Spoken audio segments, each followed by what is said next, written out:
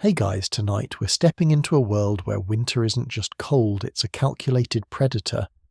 We're talking about the Eurasian steppe, the Mongolian plateau, the vast frozen grasslands where nomadic peoples didn't just survive winter, they negotiated with it. Picture yourself standing on an endless plain as autumn bleeds into November. The grass under your feet has turned from gold to grey. The wind, and there's always wind out here, carries a new edge, something sharp that makes your eyes water, even when you're not crying. The sky is doing that thing it does before serious cold arrives, turning into a pale, exhausted blue that seems to pull all warmth out of the air. You're about to spend the next 4 to 6 months in conditions that would kill most modern humans within 72 hours. And you probably won't survive this without knowledge your ancestors spent 10,000 years perfecting. So before you get comfortable, take a moment to like the video and subscribe, but only if you genuinely enjoy what I do here. I'm curious, where are you watching from tonight and what time is it there? Drop your location in the comments. There's something beautifully ironic about people from heated apartments in Tokyo and Los Angeles learning how nomads survived negative 40 degrees. Now dim, the lights, maybe turn on a fan for that soft background hum, and let's ease into tonight's journey together. You're a herder. Let's say it's 1240 AD, but honestly it could be 240 AD or 1840 AD. The techniques don't change much over millennia when they work. Your wealth is measured in animals, sheep, goats, horses, maybe some cattle if you're doing well. Your home is made of felt and wood, and it can be dismantled and loaded onto camels in under 2 hours. You don't own land, you move across it following invisible roads of grass and water that your grandparents taught you to read. But now the season is turning. The nights are getting longer, and not in that cozy, let's light some candles way. Out here, longer nights mean the Earth is losing its battle with the void of space. Heat is bleeding away into the cosmos, and there's nothing between you and that cosmic cold except knowledge, preparation, and a bit of sheep fat. The first decision is crucial. Where will you winter? This isn't about finding a nice spot with a view. Historians still argue whether nomadic peoples followed entirely predictable patterns or adapted routes based on yearly conditions, but everyone agrees the winter camp location was a life-or-death calculation. You need shelter from the prevailing winds, that means the lee side of mountains or hills. You need access to water, but not so close to a river that spring flooding will drown you in your sleep. You need enough dried grass for your animals to scrape through snow and feed.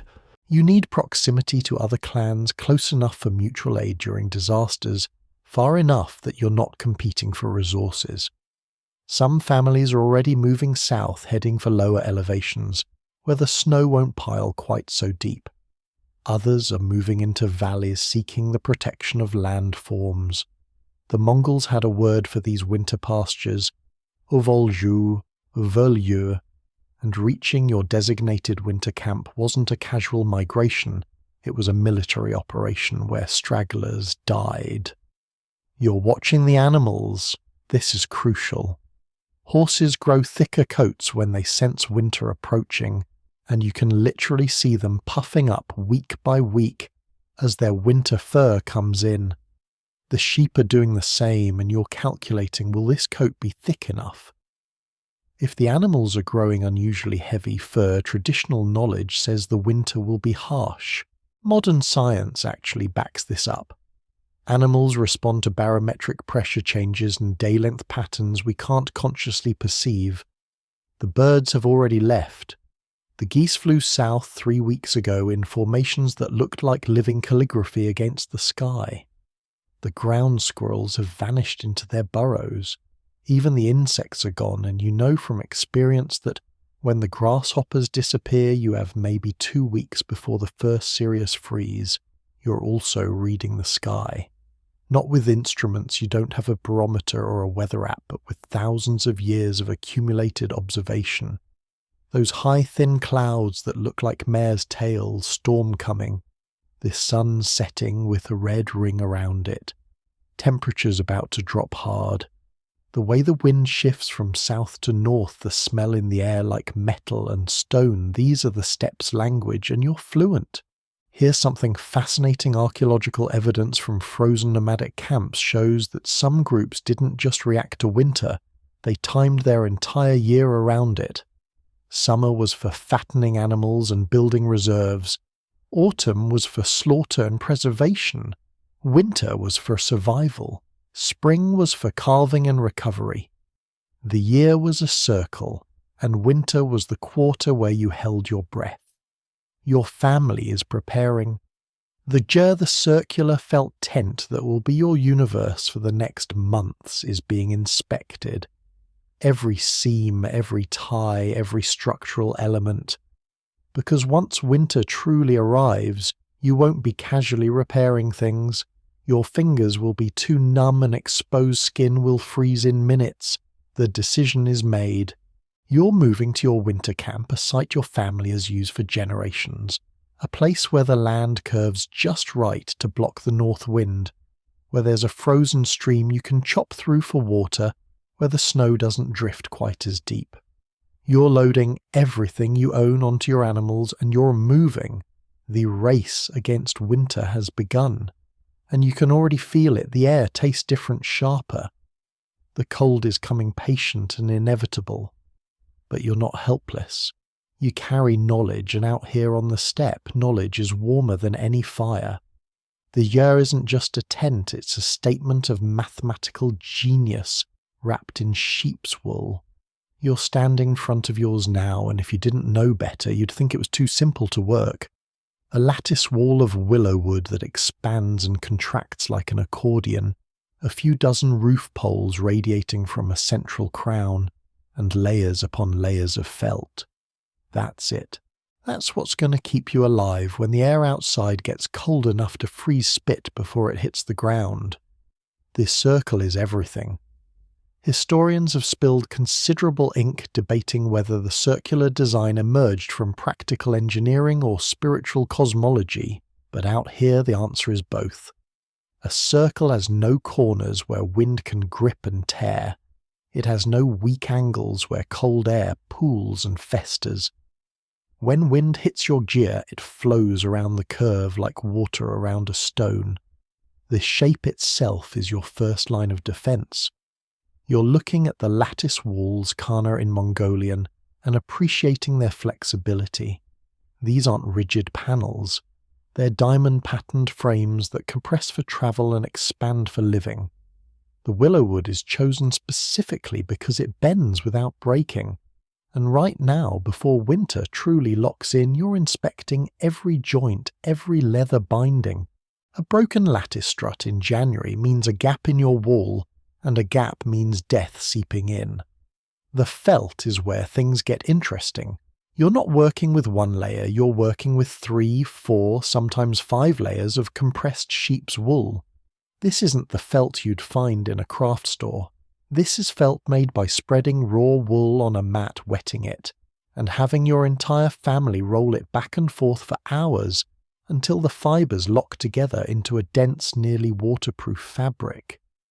Each layer is about 2 inches thick, and when you stack them you're creating a wall that traps air, and trapped air is insulation.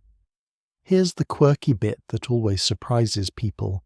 The felt is often whitish or grey on the outside, but inside against the lattice there's frequently a decorative layer.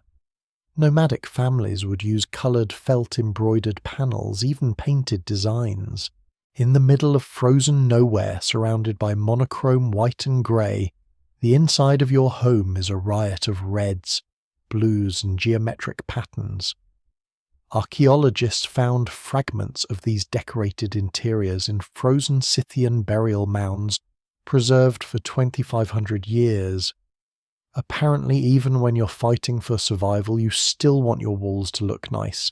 The door faces south, always south. This isn't superstition, though. It's also absolutely superstition, it's engineering. The harshest winds on the Eurasian steppe blow from the north, driven by Siberian high-pressure systems that make polar vortexes look friendly. By facing your door south, you're putting the strongest part of your structure, the continuous felt walls between you and the killer wind. The south side gets whatever weak winter sun manages to shine, and opening your door doesn't immediately blast your hearth with Arctic air. The door itself is thick, felt, or sometimes layered hides hung on the exterior. No hinges, no frame, just a heavy flap that you duck through. In serious cold families add a second door layer, creating an airlock of sorts. You push through the outer felt stand in a small buffer space where the temperature is merely freezing instead of lethal, then push through the inner felt into the ger proper. Modern airlocks in research stations. The Nomads figured that out around the time Rome was still a village. Now look up. The Crown Tuno in Mongolian is the architectural masterpiece you take for granted. It's a circular wooden wheel maybe 4 feet across, sitting at the apex of all those radiating roof poles. It's your smoke hole, your window, your sundial, your connection to the sky. And in winter, it's your biggest vulnerability and your survival tool simultaneously. Smoke has to escape. Your hearth fire will get to that. Shortly produces smoke constantly, and if that smoke stays inside, you suffocate. Carbon monoxide doesn't care about your survival strategies, so the crown stays open and smoke rises through it, pulled by the natural draft created by warm air rising. But that open crown also lets heat escape, and it lets snow fall directly into your home. Here's the solution: a felt cover on a pulley system. You can adjust the crown covering from inside using a long pole, opening it wider when the fire's strong, and you need more draft closing it partially during storms or at night when you've banked the fire.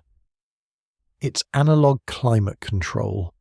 Historians still argue whether this adjustable crown was a later innovation or original design, but archaeological evidence suggests even ancient Scythian felt structures had some form of adjustable top vent. On particularly brutal nights, snow falls through the open crown and lands near the hearth where it immediately melts. You're literally living under a controlled leak, and you've positioned everything so that leak doesn't matter. Water doesn't pool because the floor is slightly crowned in the center. Your sleeping area is around the perimeter, elevated on platforms or thick felt mats. The Mongolian ger has been essentially unchanged for at least 1,000 years, possibly 3,000, because when your design is perfect, why innovate? The floor is layers of felt on top of the earth itself. Some families add wooden slats, creating a raised floor with air space beneath primitive but effective underfloor insulation. You're deliberately creating dead airspace everywhere between felt layers under the floor in the crown's adjustable gap. Dead air doesn't conduct heat. It's why double-paned windows work, and you're essentially living inside a textile double-paned structure. The entire ger, fully assembled, weighs maybe 500 pounds, heavy enough to stay grounded in wind light enough to pack on 3 or 4 camels or yaks. You can dismantle it in 2 hours. You can reassemble it in 3. And once it's up, once all those felt layers are tied down and the crown is seated and the door is hung, you've created a microenvironment that can be 40 or 50 degrees warmer than outside. Not warm by modern standards. You're not hitting 72 degrees, but when it's negative 30 outside, a ger interior at 20 degrees feels like a miracle. The geometry is unconsciously brilliant. Modern architects have studied gers and discovered they're extraordinarily efficient at distributing heat from a central source. This circular design means heat radiates equally in all directions. The sloping roof prevents snow accumulation. The low profile, usually only 10 or 12 feet at the crown, means you're not trying to heat a cathedral. You're heating a dome, and domes are thermodynamically ideal. You're sealing the last gaps now, stuffing wool into any space between the door felt and the frame. Your ger is ready. Outside, the first serious snow is beginning to fall, small dry flakes that hiss against the felt walls. Inside, you're about to light your fire. The ger breathes around you, felt expanding and contracting, with temperature changes, wood creaking as it settles. It's alive in a way. It's home, and it's the only thing standing between you and the white death gathering strength beyond those curved walls. You're getting dressed for winter, and it's going to take you about 20 minutes. This isn't pulling on a jacket. This is constructing a survival system on your body layer by layer, each piece serving a specific thermodynamic purpose. Modern outdoor enthusiasts talk about base layers, insulation layers, and shell layers like they invented the concept. You're about to do something your ancestors perfected around the time bronze was still high-tech. Start with the base layer against your skin. This is either wool, or if you're wealthy enough, silk. Yes, silk. Mongolian nobles wore silk undergarments in winter, and not because of luxury, because silk is extraordinarily good at wicking moisture while trapping air. Marco Polo mentioned this in his accounts, noting that Mongol warriors wore silk shirts that could allegedly slow arrows. The silk's real job was keeping sweat off skin, because wet skin in winter is hypothermia's favourite joke. Wool works nearly as well. It retains warmth even when damp, something cotton absolutely doesn't do. Cotton kills in cold weather, but you don't have cotton out here anyway, so that's one survival mistake you won't make. Over the base layer goes a long tunic called a deal. This is your fundamental garment reaching to your knees, or lower wrapping left side over right, and that wrapping direction matters for reasons both practical and cultural. The deal is thick wool felt, or sometimes leather, and here's the clever part: it overlaps significantly in front, creating a double thickness panel across your chest and belly, where core organs need protection most. You cinch it with a sash, a long strip of fabric wound multiple times around your waist, and that sash isn't decorative, it's compression. It holds the deal's warmth close, prevents it from billowing open in wind, and creates another insulation layer through sheer tightness. That sash serves another purpose. You can stuff things into the deal's front, fold-dried meat, fire-starting materials, even a newborn lamb if you're bringing it in from the cold. The deal becomes a walking storage pouch, and the sash keeps everything secure. Historians studying medieval nomadic clothing have found that the deal design spread from Mongolia to Eastern Europe, influencing everything from Russian coats to Turkish robes. When a garment works this well, it conquers territory without armies. Now the legs. You're pulling on thick wool trousers tucked into felt boots. These boots guitar are going to confuse you if you're used to modern footwear. They have upturned toes, and that curl isn't aesthetic, it's functional. The upturned toe prevents you from tripping when you're walking through snow or mounting a horse. It also creates a small air pocket above your toes, more dead air space, more insulation. The boots are layered, felt sometimes with leather soles, and you're wearing thick wool socks underneath. Multiple pairs. Your feet are now roughly 30% larger than normal, and this is correct. Over the deal goes a sheepskin coat wool side in leather side out. This is your heavy artillery against cold. Sheepskin is borderline magical in its thermal properties. The wool traps air, creating an insulation layer. The leather blocks wind. The combination can keep you alive in temperatures that would freeze exposed skin in 5 minutes. The coat is heavy, maybe 15 pounds, and you feel that weight constantly. But that weight is also warmth, and out here you'd rather be burdened than frozen. Here's the part that makes modern people uncomfortable: animal fat. You're taking rendered sheep fat tallow, and you're smearing it on your face, your hands, any exposed skin. This isn't optional. This is medicine. Fat creates a barrier that prevents moisture loss and provides minimal insulation. More importantly, it prevents the wind from directly contacting your skin. Wind chill is essentially convective heat loss, and a layer of fat disrupts that heat transfer. You smell like a sheep now. Everyone smells like sheep. The gers smells like sheep. You've stopped noticing. Gloves are a problem. You need dexterity for handling horses, fixing equipment, managing fire. But exposed fingers freeze solid in serious cold. The solution is mittens thick felt, or fur mittens with a slit that lets you pull your hand out while keeping the mitten attached. You do quick tasks with bare hands, then shove them back into the mitten's warmth before numbness sets in. Some nomadic peoples used fingerless gloves with a mitten flap that folded over, creating a hybrid. Archaeologists found examples of these in Pazeric burial mounds dated to roughly 300 BCE. Your ancestors were solving the dexterity versus warmth problem before the Roman Empire existed. The hat is critical. You're losing up to 40% of body heat through your head. That's actually a myth. Modern science shows it's more like 10%, but still, and you're wearing a fur hat with ear flaps. The classic Mongol winter hat is basically a fur ushanka before Russia claimed the design. It covers your ears completely, ties under your chin, and extends down to protect your neck. The fur is fox or wolf, with the hair facing outward to shed snow and wind. Inside there's often a felt lining. You look ridiculous by modern standards.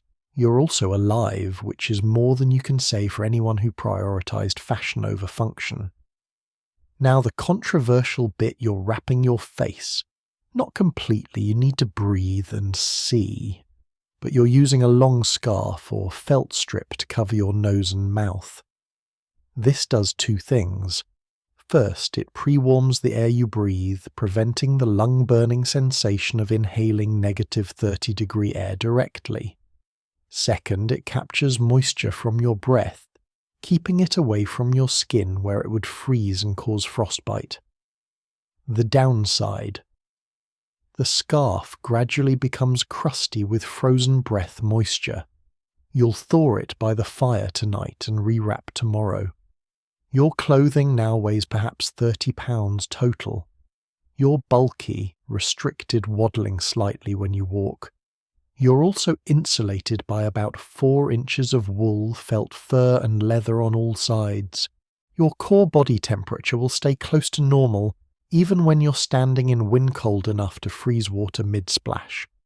Here's a quirky detail from the archaeological record. Some Scythian and Mongolian clothing included decorative metal plaques, small gold or bronze ornaments sewn onto hats, coats and belts.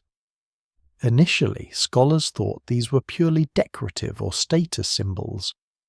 Recent analysis suggests they might have served as primitive heat reservoirs.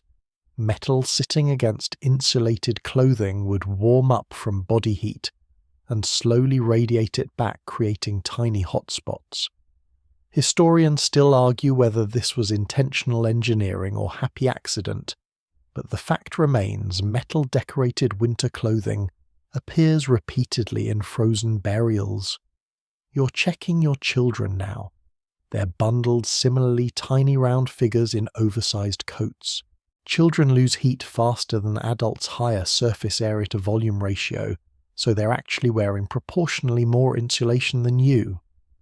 The baby is in a different category entirely. Infants are wrapped in furs and kept inside the deal against someone's skin constantly in serious cold. Skin-to-skin contact is the ultimate infant survival strategy, and nomadic cultures understood this intuitively.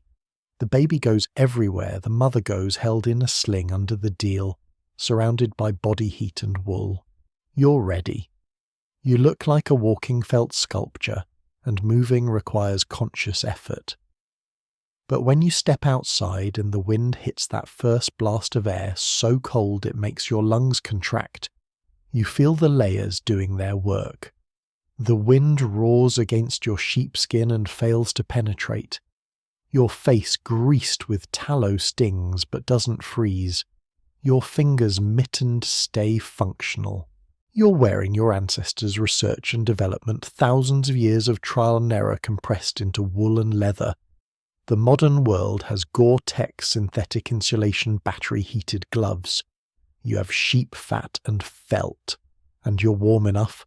On the steppe in January, that's the same thing as winning. The fire is everything. Not metaphorically, literally everything. It's your heat source, your cooking surface, your light, your psychological anchor, your social centre, and the thin, bright line between life and death.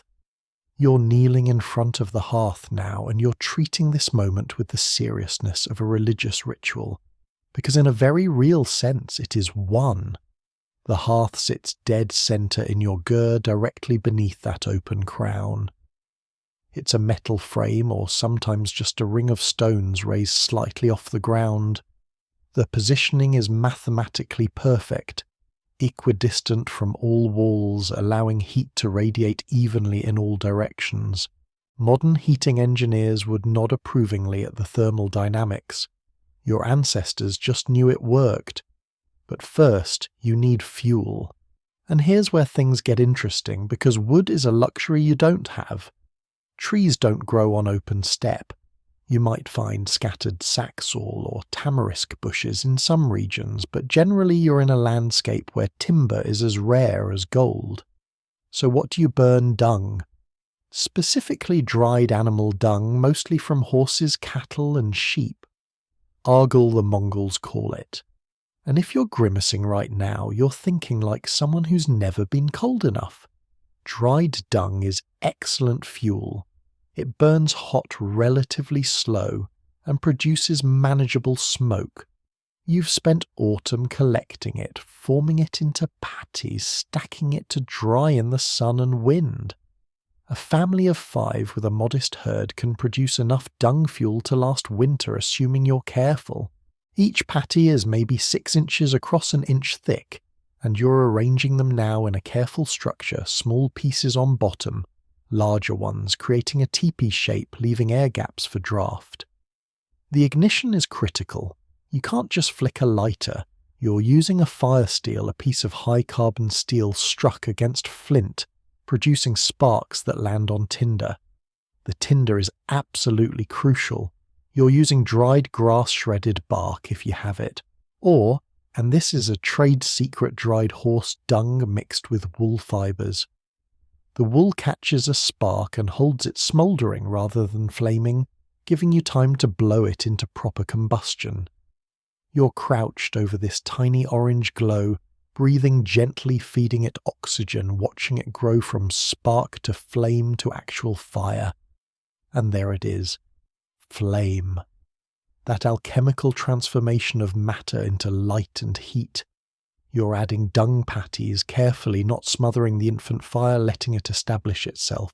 Smoke rises, pungent, earthy, not entirely unpleasant, and streams toward the crown opening. The draft is working. The smoke exits. The heat stays. Here's something fascinating from the historical record. Nomadic peoples developed sophisticated fire management techniques that modern survival experts study. You never let the fire go completely out. At night you bank it, covering the coals with ash, starving them of oxygen, enough that they smoulder rather than burn, preserving the embers until morning. A properly banked fire can hold live coals for 12 hours or more. This matters because starting a fire from scratch in extreme cold is difficult and time-consuming. Fire steel doesn't work well when your hands are numb. Flint can crack in severe cold. Tinder might be damp. So you preserve the fire like it's a living thing, because in many ways it is. During blizzards, when going outside could kill you, you're entirely dependent on your stored fuel. You've stacked dung patties around the gers perimeter, creating a fuel ring that doubles as insulation. The Mongols had a saying roughly translated, "A man with fire is rich, a man without fire is dead." There's no poetry in that statement, it's just accounting. The hearth fire produces carbon monoxide. Let's not romanticize this. People died from CO poisoning in gers and yurts. When ventilation failed, usually when snow sealed the crown or when fuel burned wrong. The solution is awareness. You watch for symptoms, headache, dizziness, nausea.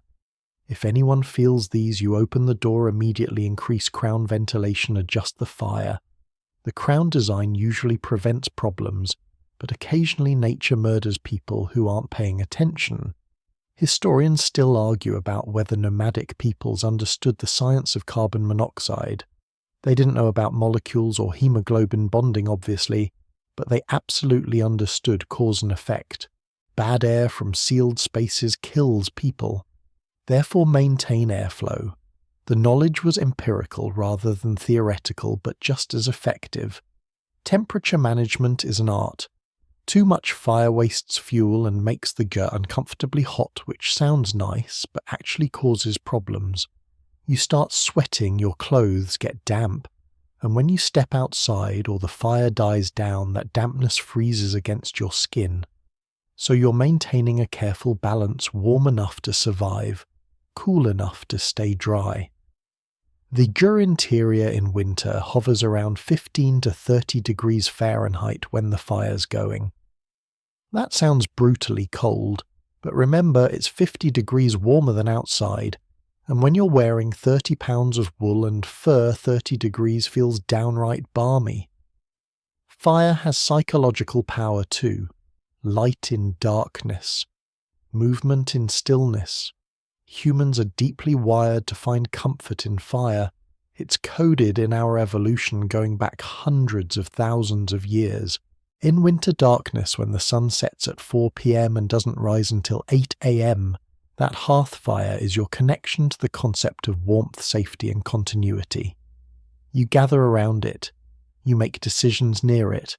Children learn stories in its light. It's the family altar, and the god you're worshipping is heat. Now here's the part nobody talks about. Fire maintenance is constant work. Every 2 hours someone needs to add fuel. Every 4 hours someone needs to adjust the coals, clear ash, ensure proper burning. At night you're waking up to tend the fire, or you're taking shifts. You sleep while your spouse watches the fire, then you take over. Sleep becomes fragmented. You're never truly resting deeply, because part of your brain is always monitoring that orange glow. Some families kept embers in a special container, usually a horn with small air holes, that could be carried when travelling. If you needed to relocate quickly, or if you were going to be away from the GER for hours, you took fire with you. These ember horns are mentioned in multiple historical accounts, and archaeologists have found artifacts that likely serve this purpose. Carrying fire predates agriculture, and you're practicing a survival technique that's literally older than civilization. The dung fuel produces a specific smell, earthy, grassy, slightly sweet when burning, well acrid when burning poorly. This smell permeates everything: your clothes, your hair, your food, your skin. To you, it's the smell of winter, of home, of survival. To an outsider, visiting it would be overwhelming. But you have no outsiders visiting. In the depths of winter, your family might not see another human being for weeks. The fire and the animals are your entire universe. You're feeding the fire another patty now. It catches flames, licking round the edges, and heat pulses outward in waves. Your face warms. Your hands held near the flames tingle as circulation returns. The fire crackles dried grass inside the dung, igniting with tiny pops. Smoke spirals upward and disappears through the crown into the black winter sky. Outside, wind howls. Inside, the fire answers with its own voice, a low, steady roar that says, "Not tonight, cold. Not tonight. You're hungry." And that's actually good news. Hunger means your body is still burning calories, still generating heat, still fighting. What you eat in winter isn't about pleasure. It's about fuel density, calorie mathematics, and keeping your internal furnace running hot enough to prevent your core temperature from dropping into the danger zone. The winter diet is brutally simple. Meat, fat, and fermented dairy. That's essentially it. Vegetables, you ate those in summer. Fruit, a distant memory. Grains. Maybe some millet or barley if you traded for it in autumn. But out here on the pure nomadic steppe, you're living almost entirely on animal products. Modern nutritionists would have opinions about this. Your body, however, is running beautifully on what amounts to a Stone Age ketogenic diet. Let's start with the meat. You slaughtered heavily in late autumn. This is crucial. Before winter locked in, you killed a significant portion of your herd, keeping only the breeding stock and the animals most likely to survive on minimal forage. This sounds harsh, but it's coldly logical. Dead animals don't eat your precious stored hay. Dead animals become food. You butchered sheep, goats, maybe a horse or cow if the year was good, and you processed everything with surgical efficiency. The meat is frozen. Not in a freezer just outside. Winter itself is your refrigeration system, and it's more reliable than anything powered by electricity. You've stored the carcasses near the GER, sometimes partially buried in a snow to protect them from scavengers.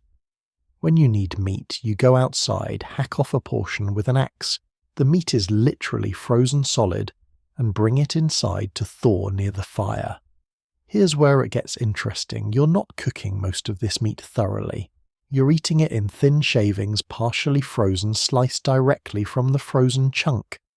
This serving style, booze or similar preparations, appears throughout Central Asian nomadic cultures.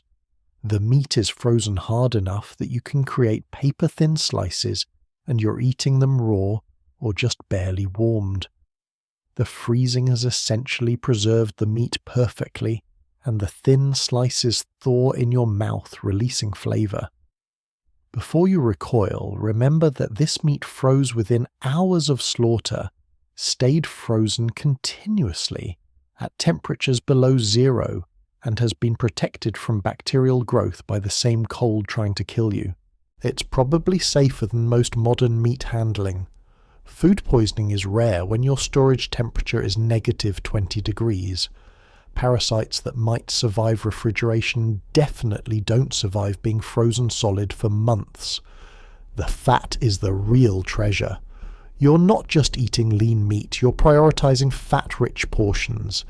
Tail fat from fat-tailed sheep, kidney fat, marrow, brain, anything with high lipid content. A gram of fat contains 9 calories, a gram of protein only 4. In winter, when your body is burning calories just to maintain core temperature, fat is literal survival currency. You're eating chunks of pure fat, sometimes raw, sometimes crisped briefly over the fire. It's dense, rich, and exactly what your metabolism is screaming for.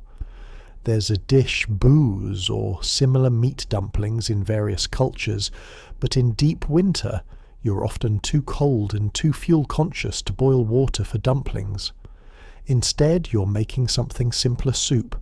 A cauldron hangs over your fire always, and in it you're simmering bones, scraps, fat, and a tiny bit of precious water from melted snow. This broth cooks for hours, extracting every calorie, every mineral, every trace of nutrition from materials that seem useless. The bones soften eventually. The marrow melts out. The resulting liquid is rich, fatty, and life-sustaining. You waste nothing. The concept doesn't even exist. Bones become broth, then tools. Hides become clothing. Sinew becomes thread. Organs are delicacies, liver, heart, kidneys, all eaten and valued.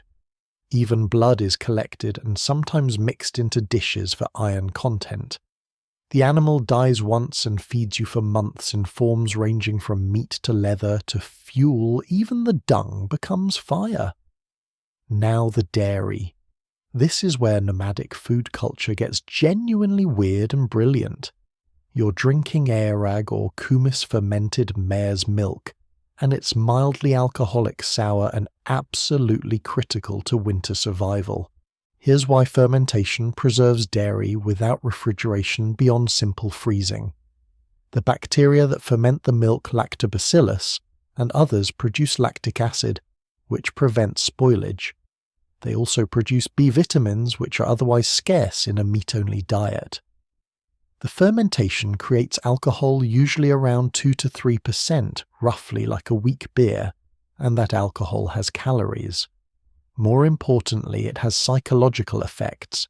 In the grinding monotony of winter darkness, in the claustrophobic confines of the gers, a mild buzz from fermented milk is medicine for the mind. Historians have documented the importance of airag in Mongol culture extensively. It appears in diplomatic accounts, travel narratives, and cultural descriptions going back to the medieval period. You're also eating dried curds, arul, which are essentially dehydrated yogurt chunks. You made these in summer drying yogurt in the sun until it formed hard, shelf-stable pieces. They're portable, nutritious, and you can suck on them for hours, slowly extracting flavour and calories. Mongolian warriors carried these on campaigns. Your children carry them when herding animals.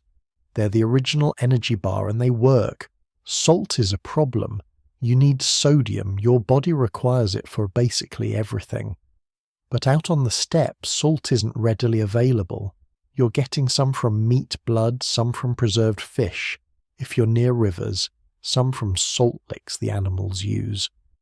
Truly isolated groups sometimes travelled weeks to reach salt sources or traded heavily for it. The human body on a high-meat diet actually needs less additional salt than a grain-based diet, but deficiency is still a risk. Historians studying nomadic health have found evidence of salt deficiency diseases in skeletal remains from some populations. Tea appears in later periods. The Mongols encountered it through Chinese trade and adopted it fanatically. In winter, tea becomes crucial. You're melting snow for water that takes fuel and then using that hot water to brew tea. The warmth is obvious, but tea also contains a tiny amount of vitamin C and compounds that aid digestion of the heavy fatty meat diet. You're drinking it constantly, adding milk, sometimes adding salt, which sounds disgusting but actually makes sense given the diet. Salt tea replenishes sodium and provides warmth simultaneously. Hunger is different here. You're not eating regular meals like modern schedules demand. You're eating when cold, when genuinely hungry, when the body demands fuel. Sometimes that's 4 times a day, sometimes twice. Children eat more frequently, their smaller bodies lose heat faster and need constant refueling. The elderly might eat less frequently but higher fat foods, prioritizing caloric density over volume. Here's a detail from travel accounts that always strikes people. The lack of variety doesn't seem to bother nomadic peoples. European travellers frequently complained about the monotonous diet, but to you meat and milk aren't monotonous, they're life. The concept of food boredom is a luxury.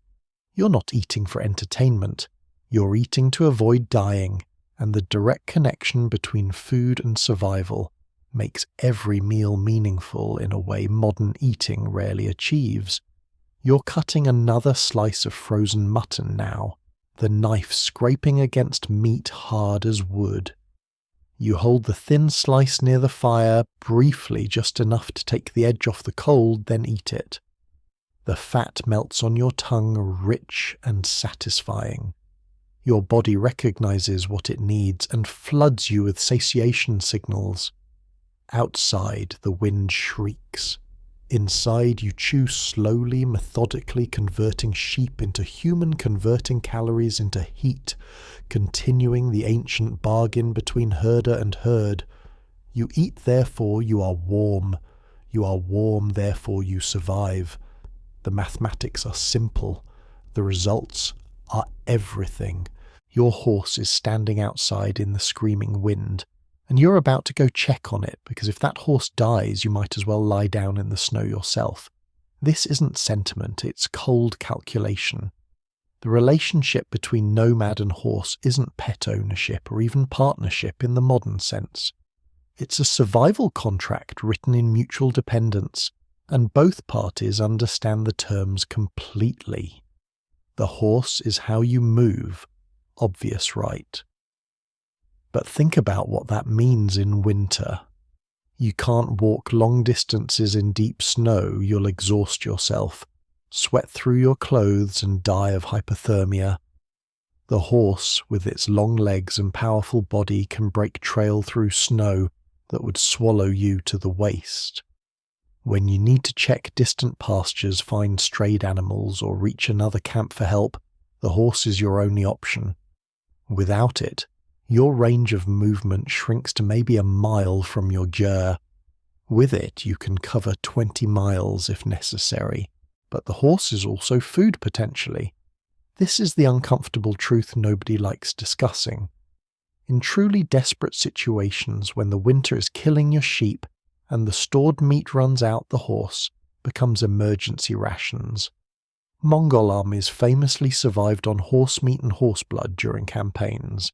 You're not planning to eat your horse, it's far more valuable alive, but the option exists as a final failsafe. The horse knows this in whatever way horses know things. There's a treaty between you, I keep you alive through winter, and you don't become soup. More importantly, the horse generates heat. A horse is a massive mammal producing enormous amounts of metabolic warmth. When things get truly desperate, when your fuel runs out or the cold is literally lethal, you can shelter against your horse's body. Travelers' accounts from various nomadic cultures describe people surviving blizzards by lying against their horses covered in felt sharing body heat until the storm passed.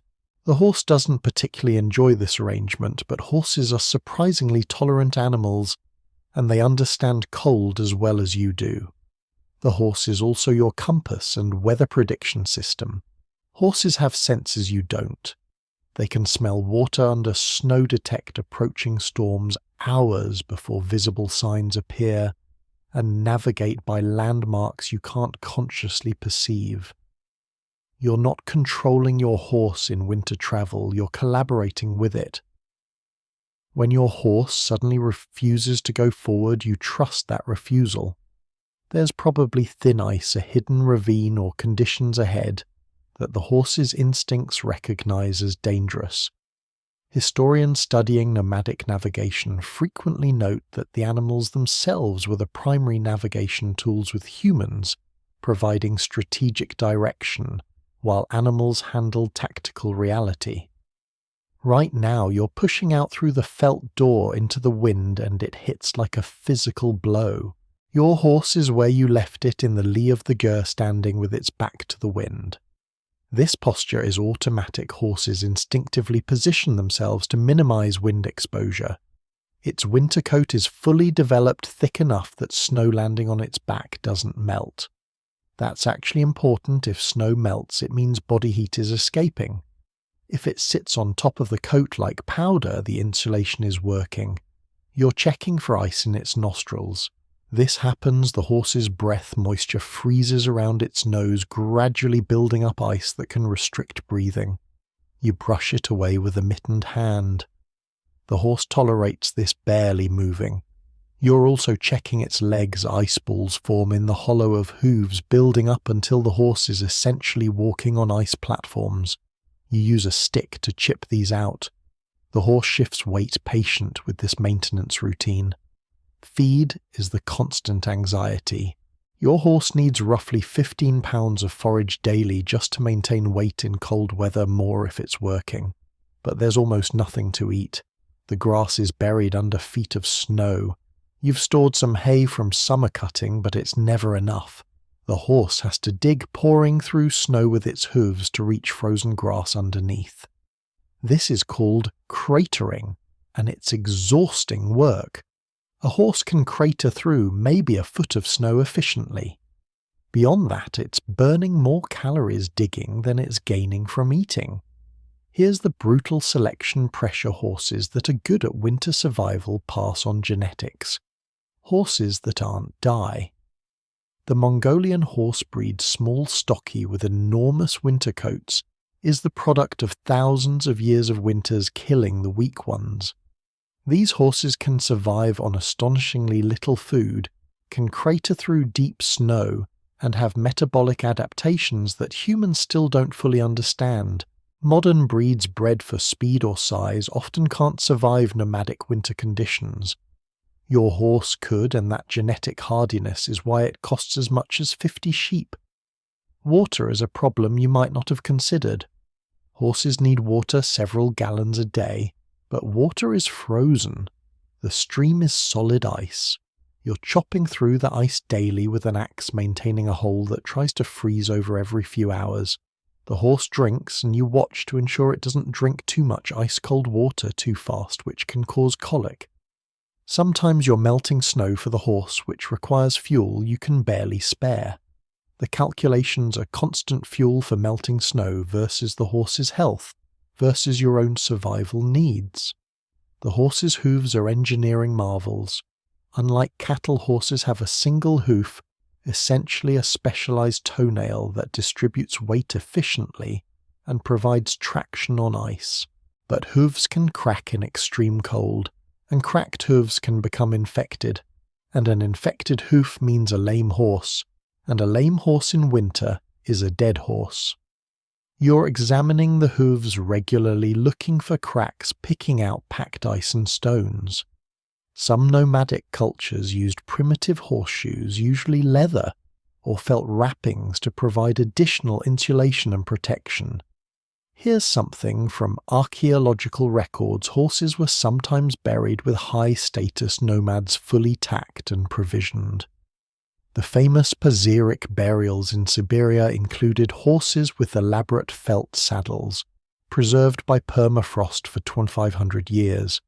This tells us the horse wasn't just transportation, it was spiritually significant, a companion for the afterlife. The relationship transcended utility and entered the realm of kinship. Your horse is also your alarm system.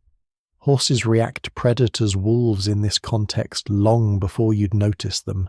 A horse suddenly alerts forward. Body tense means something is out there in the darkness. You trust that warning.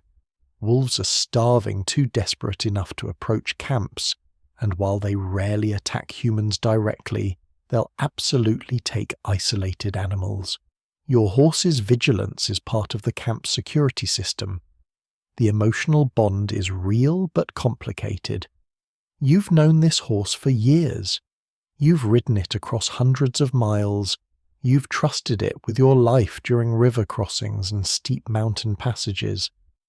But you can't afford to be sentimental. If the horse breaks a leg, you'll kill it immediately and process the meat. If it gets too old to work, you'll slaughter it before winter. The relationship is affection tempered by necessity, warmth shadowed by pragmatism.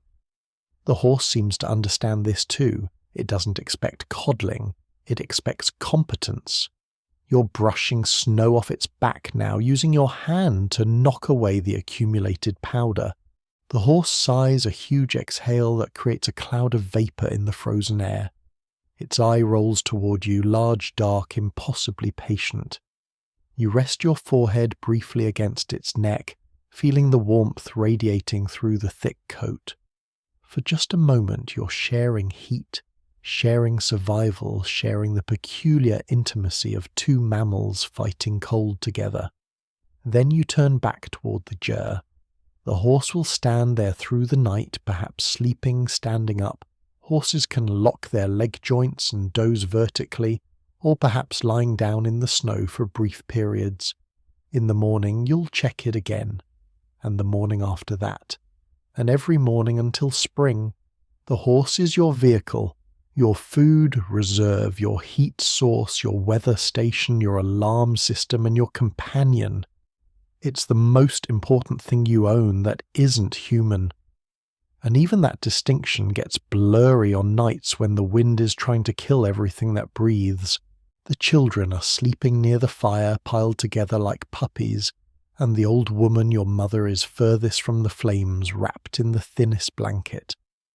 This arrangement seems backward until you understand the mathematics of survival.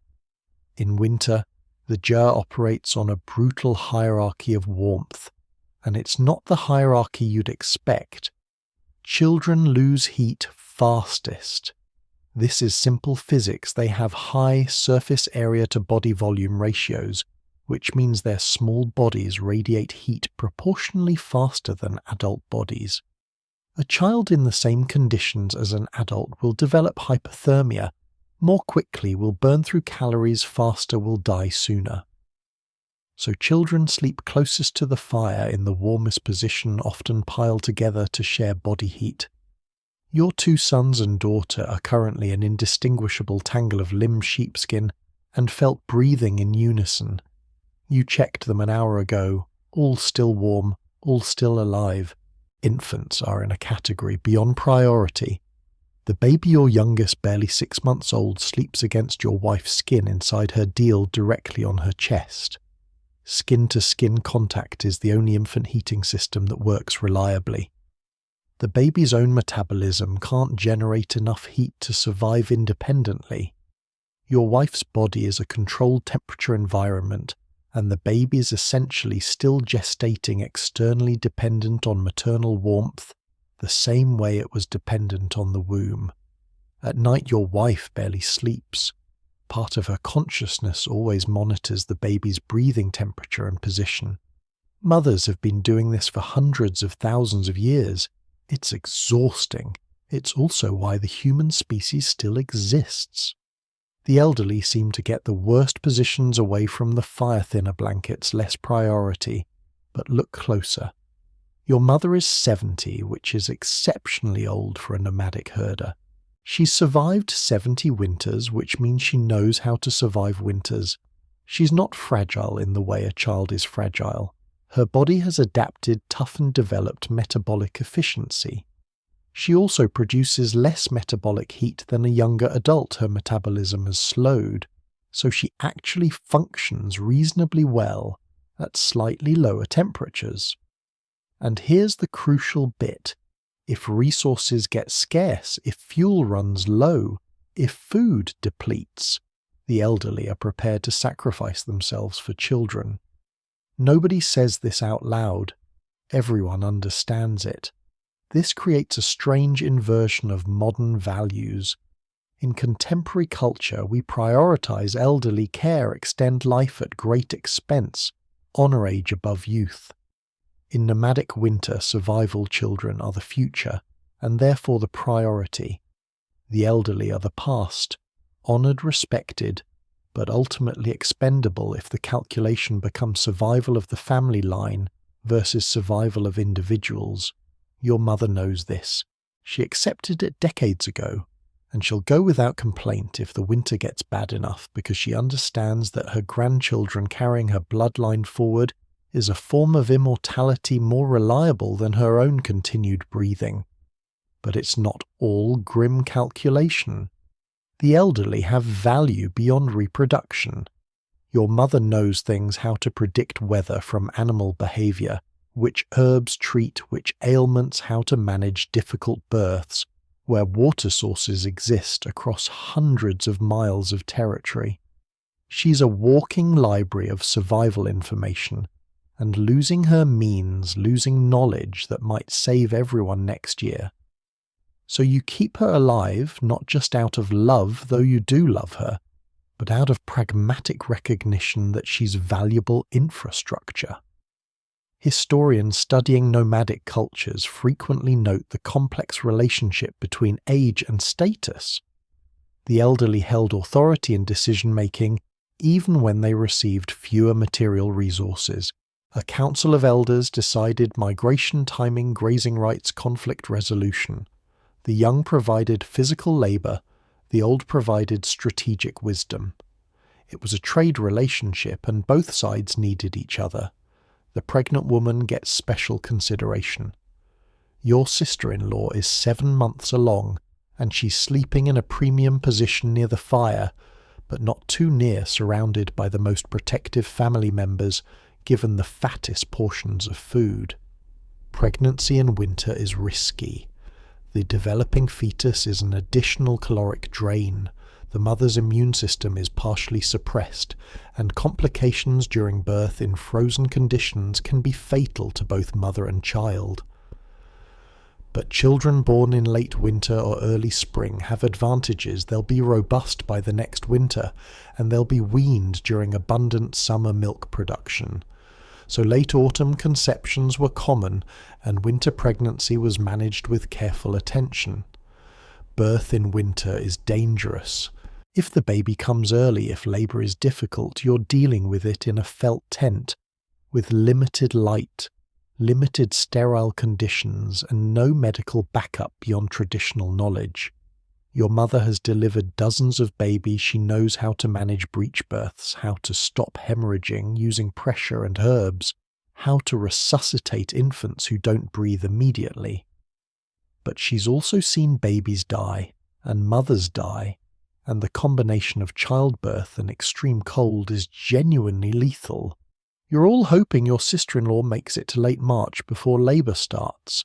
The disabled present different calculations.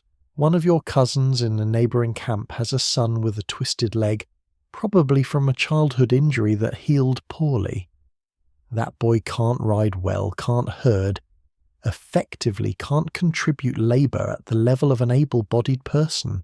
But he's brilliant with leatherwork, can repair saddles and boots with exceptional skill, and his hands are valuable even though his leg isn't. Nomadic societies couldn't afford to support purely non-productive members, but they could and did find roles for people with disabilities that matched their capabilities. The boy survives because he's useful, and he's useful because the family found a way to make him so. Here's something darker from the historical record in truly catastrophic winters, Dzud the Mongols call them, when massive livestock die-offs threaten entire communities. Infanticide and senicide occurred.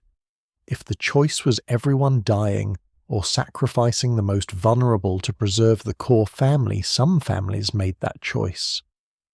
This appears in multiple ethnographic accounts, usually discussed obliquely.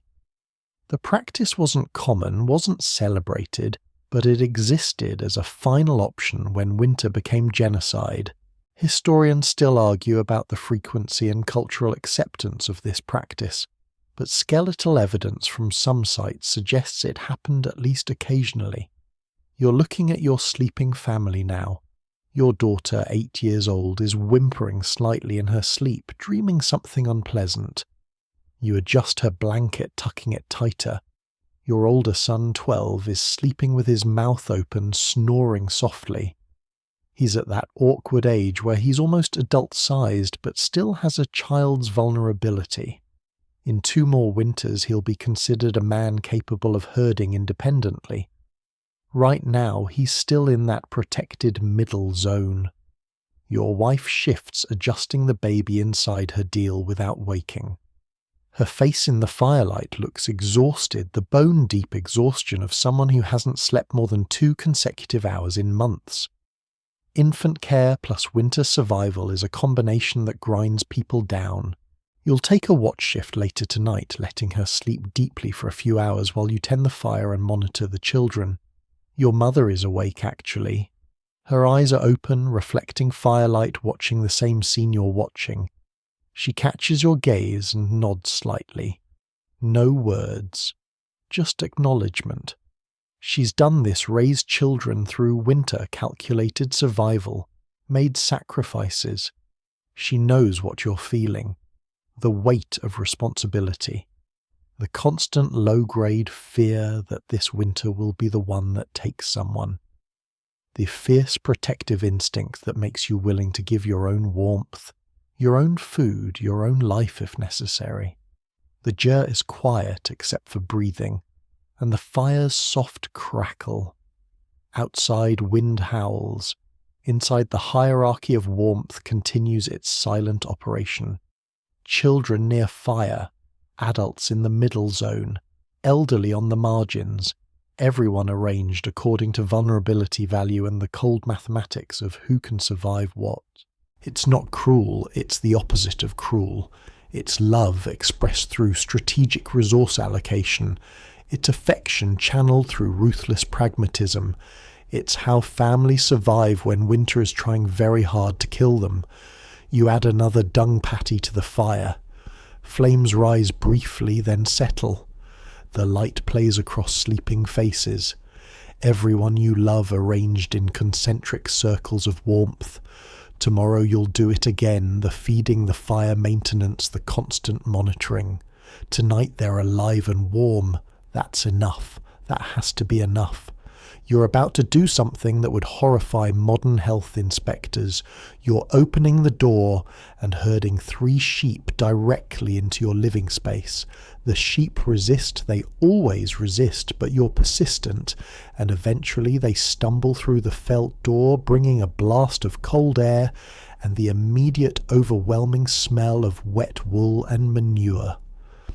Welcome to advanced nomadic heating technology.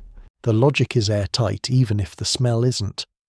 A sheep is a metabolic furnace producing roughly 300 watts of heat, about the same as 3 incandescent light bulbs. Sheep weigh maybe 100 pounds, have thick wool insulation that traps their body heat, and they're surprisingly tolerant of crowding. 3 sheep in your ger represent 900 watts of continuous heating, running on nothing but the grass they ate last summer, now converted through biological processes into pure thermal output. It's free heating. It's also a live, bleating, defecating heating, but you can't have everything. The sheep huddle together immediately, instinctively, forming a heat-sharing cluster near the wall opposite the door. They're confused, but not panicked. They've done this before, other winters, other storms. Sheep have excellent memories for routines, even unpleasant ones. Your children find this hilarious. Your mother finds it normal. Your wife is already spreading extra felt on the floor in the sheep corner, creating a designated animal zone that will hopefully contain most of the mess. Here's what's happening. Thermodynamically, the sheep are raising the ambient temperature of the ger by several degrees through passive heat radiation. More importantly, they're adding humidity to the air through breathing through the moisture in their wool, and humid air feels warmer than dry air at the same temperature. The sheep are also breaking wind constantly, because sheep digestion is basically a fermentation process, and this adds methane and other gases that, while unpleasant, are actually warmer than the base atmosphere. You're living in a slightly toxic, significantly warmer bubble, and it's absolutely worth it. Other animals work too. Goats are brought inside. They're smaller than sheep but more agile, which means they cause more chaos jumping on things, investigating everything with their weird rectangular pupils. Goats also produce milk through winter if fed adequately, so they're high-value assets worth the trouble. A lactating goat in the ger means fresh milk for children, which means vitamin D, calcium and calories that might prevent rickets or scurvy. The goat doesn't care about your nutritional needs, but it tolerates indoor life in exchange for not freezing to death outside. Cattle are too large for most gers, but some families with bigger structures do bring in calves. A calf is a massive heat source, maybe 500 watts, and young cattle are relatively docile. The downside is volume of waste. A calf produces a lot of manure, and while you can shovel it outside daily during multi-day blizzards, when opening the door is dangerous, you're living with an accumulating pile of excrement in the corner. You stop smelling it after about 6 hours.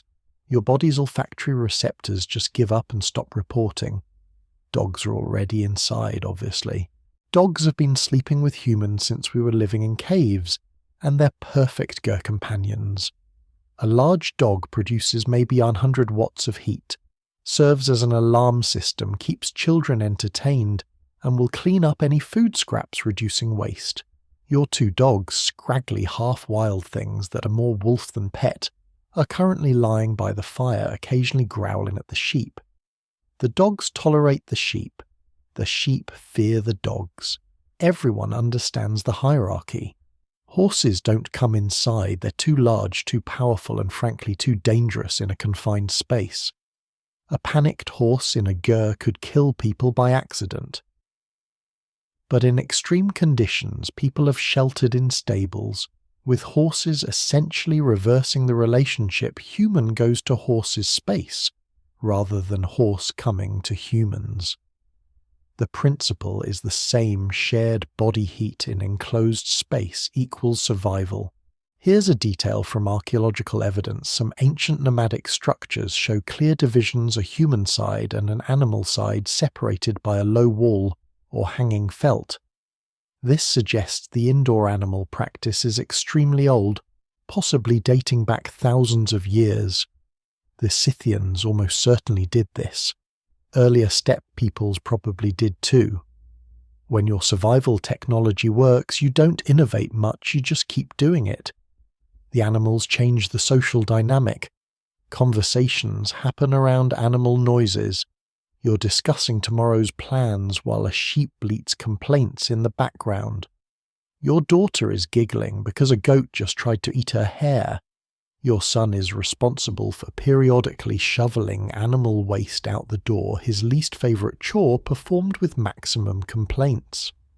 The animals are family members, sort of, except family members you might eat if winter gets bad enough. Ventilation becomes critical. More animals mean more respiration, more carbon dioxide, more moisture, more potential for bad air. You're adjusting the crown opening, carefully balancing heat retention against air quality. Open it too much, you lose precious warmth. Close it too much. Everyone gets headaches from CO2 buildup. It's a constant calibration, and you're doing it by feel and experience rather than instruments. The waste issue is real. Despite your best efforts, the ger floor gradually becomes contaminated with urine and feces.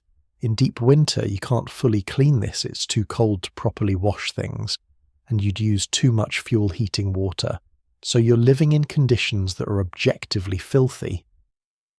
But you're also living, which is the important part. Come spring, you'll take the entire ger down air out the felt, clean everything thoroughly. Winter is for survival, not hygiene. There's a parasitic load, lice, fleas, mites. These thrive in the warm, crowded conditions. The animals have them. You have them. Everyone's itching constantly.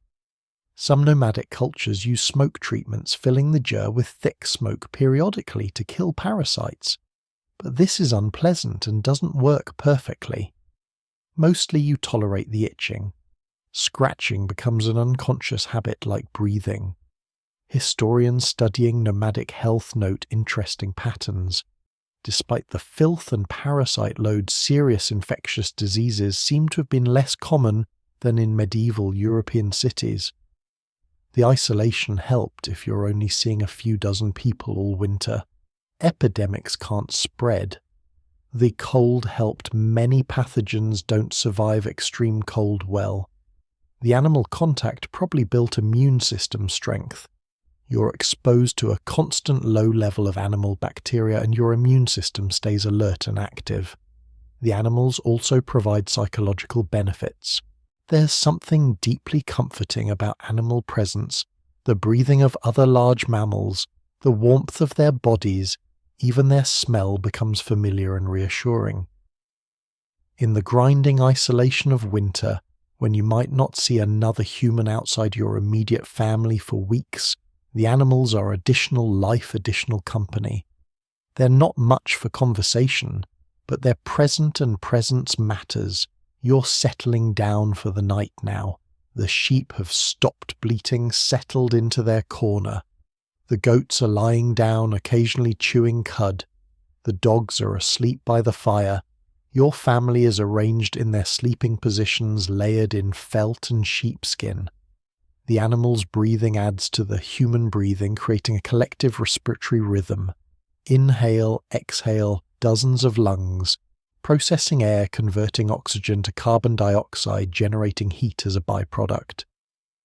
The ger is full, almost crowded, and that crowding is intentional. Every body is a heat source. Every breath adds warmth.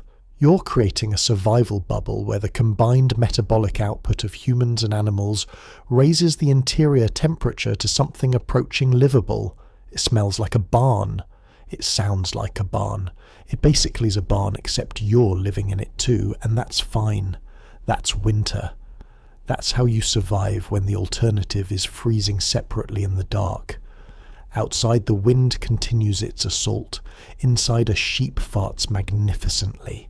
Your son giggles from his sleeping pile. Life continues warm and weird and alive in your felt-covered bubble, full of mammals breathing together through another night. You're standing outside at dawn, and you're not looking at the sky, you're looking at the land. Specifically, you're looking at that rocky outcrop about half a mile east, the way the ground slopes gently toward it, the way the snow has drifted in specific patterns around its base. You're reading terrain like a book, and right now that book is telling you that your current camp position might be the difference between life and death. Wind doesn't just blow randomly. It follows patterns dictated by topography, air pressure, and planetary rotation. On the open steppe, winter winds are predominantly from the north and northwest cold air, flowing down from Siberia, pushed by high-pressure systems that make meteorologists nervous, even with modern forecasting. But that wind interacts with landscape features, and if you understand that interaction, you can position yourself in zones where the wind's force is significantly reduced. That outcrop you're examining creates what's called a wind shadow, a zone of relatively calm air on the leeward side where wind velocity drops dramatically. The effect extends roughly 10 times the height of the obstacle, which means a 20-foot rock face creates a 200-foot zone of reduced wind. In that zone, the temperature might be 5, 10, even 15 degrees warmer than exposed areas just a few hundred yards away. That temperature difference is the margin between survival and hypothermia. Your ger is positioned carefully in the wind shadow of a low hill, not the very base that's where cold air pools at night creating frost pockets, but slightly up the slope in the sweet spot where you get maximum wind protection without sitting in the cold air lake. This positioning is knowledge your grandfather taught your father, who taught you. You didn't learn it from books. You learned it from watching where snow drifts and where it doesn't, where animals shelter naturally, where ice forms last in autumn and melts first in spring.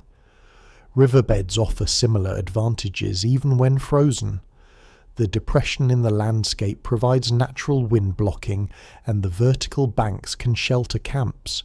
But you have to understand flooding risk in late winter or early spring ice dams can create sudden floods that will swamp a poorly positioned camp. So you're looking for elevated positions near riverbed spots, where you get wind protection without flood risk. The Mongols had terminology for these optimal positions, specific words for different types of favourable terrain that English doesn't really capture. Forests would be ideal, but forests don't exist on open steppe. Where they do exist in mountain valleys or along major rivers, nomadic peoples absolutely used them. A forest provides enormous wind protection fuel for fires, and the trees themselves radiate stored heat during night. The Altai mountain nomads positioned winter camps in forested valleys specifically for these advantages. But pure steppe nomads don't have this option, so you're working with more subtle terrain features. Even small variations matter. A slight depression, maybe just 3 feet lower than surrounding terrain, can reduce wind chill significantly. You're not looking for dramatic features. You're looking for gentle advantages, small asymmetries in the landscape that accumulate into survivable conditions. The difference between a well-positioned camp and a poorly positioned one might be 5 degrees average temperature. Over 4 months, that 5 degrees determines how much fuel you burn, how much weight your animals lose, whether your children develop frostbite or respiratory infections. Snow itself becomes a tool. Drifted snow forms natural windbreaks, and you can augment them.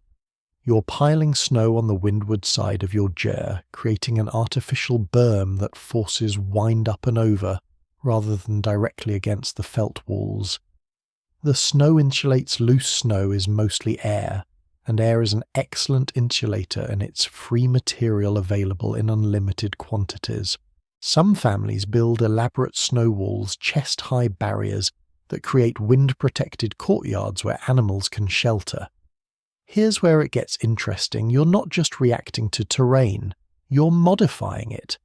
If you winter in the same location year after year, you improve it incrementally. You pile stones to create permanent windbreaks. You dig shallow trenches that redirect wind flow. You plant hardy bushes, tamarisk or saxaul if they'll grow, that will eventually provide both wind protection and fuel.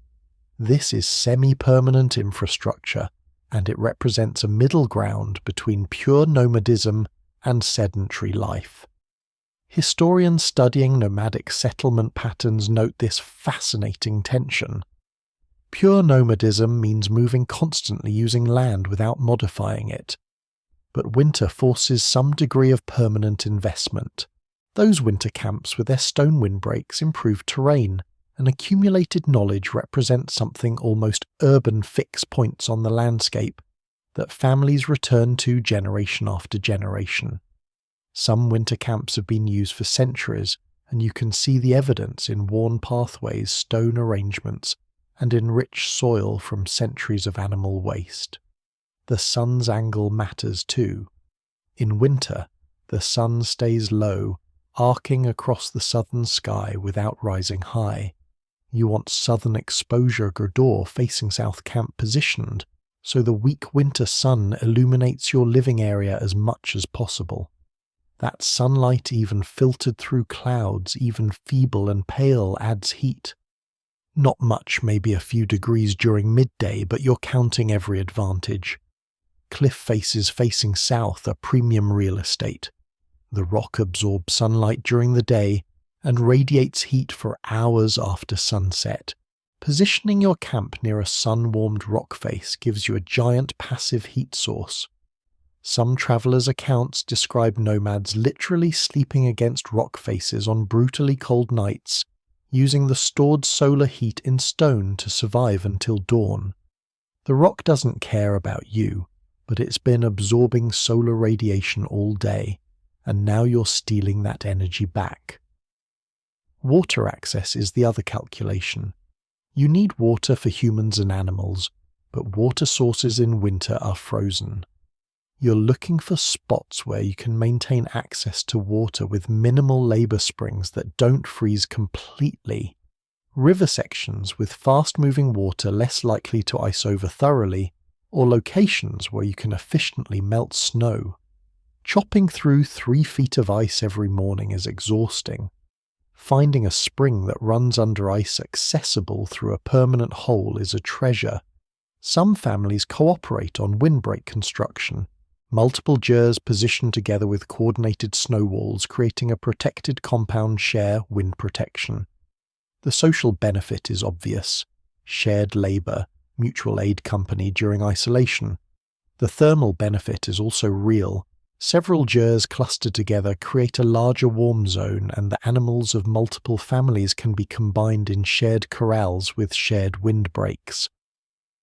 But this requires social coordination and trust, and it only works with families that genuinely get along. You're walking the perimeter of your position now, checking sight lines. Can you see approaching storms? Are there obvious routes for wolves to approach without warning? Does the position have escape routes if fire or flood threatens? Winter camp, selection is multifactorial. Wind protection, water, escape routes, firewood or dung, access, visibility, flood risk, avalanche risk, in mountains, proximity to other camps, but not too close, historical success of the location, and intangible factors like, this spot feels right. That last point matters more than rational analysis admits. You're operating on accumulated generational knowledge combined with immediate sensory input that your conscious mind doesn't fully process.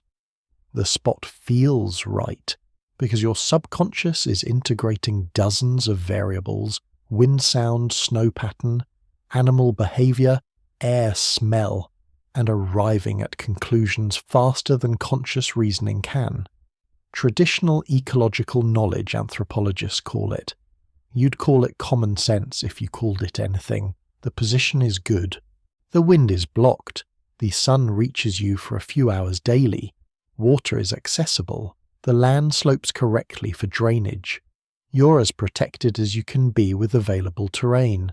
And when the next storm comes, and it will come probably tonight based on how the horses are acting, you'll be in the best available microclimate sheltered by stone and snow and careful positioning.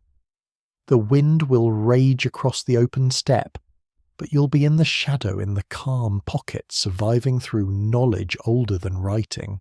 The land doesn't care about you, but if you understand the land you can find the spots where it accidentally protects you anyway. You're digging. Not just clearing snow, you're excavating earth, creating a pit roughly 4 feet deep and 12 feet across, and when you're done you're going to live in it. Welcome to the semi-subterranean winter camp, the strategy nomadic peoples employed when pure mobility became suicidal and pure exposure became fatal. This happens during desert winters, the catastrophic events when snow is so deep that animals can't forage, when temperatures drop so low that normal gers can't maintain livable conditions, when the choice is adapt radically or die wholesale. You're creating a hybrid structure, half buried, half exposed, combining Earth's insulation with felt's portability. It's not pretty, it works. The Earth below the frost line stays relatively warm, not warm like summer, but significantly warmer than surface air. Frost penetrates downward depending on duration and intensity of cold, but typically stops around 3 to 4 feet in most steppe regions.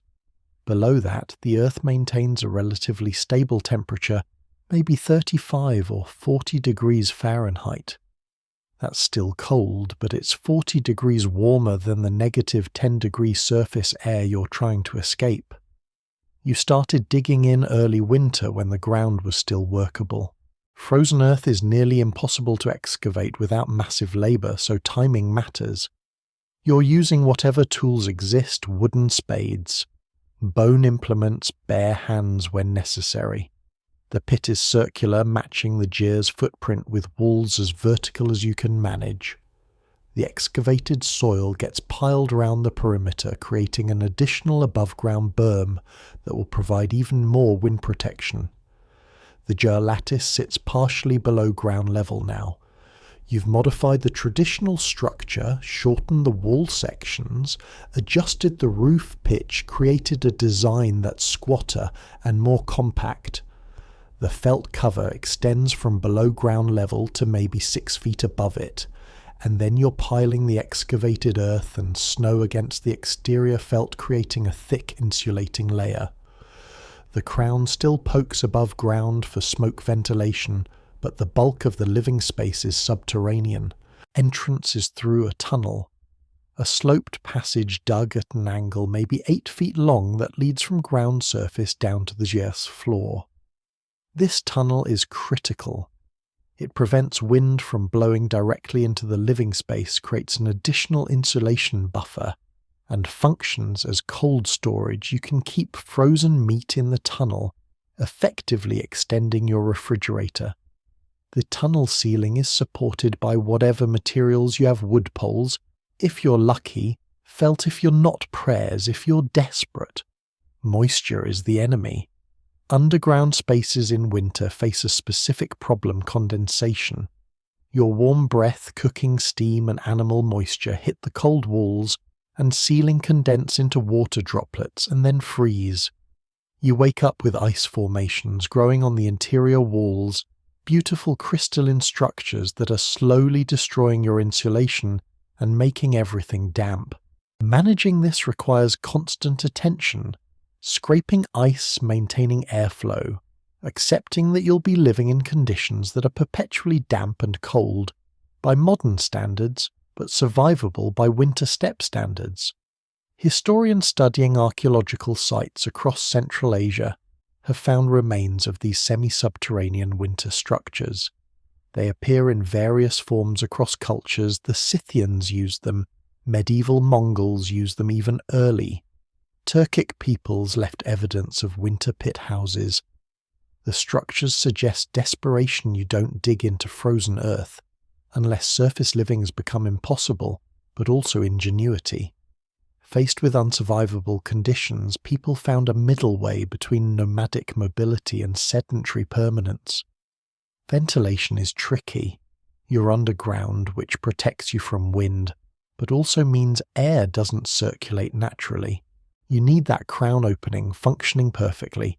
Smoke must exit, fresh air must enter, but you can't have a downdraft that pulls cold air into your space.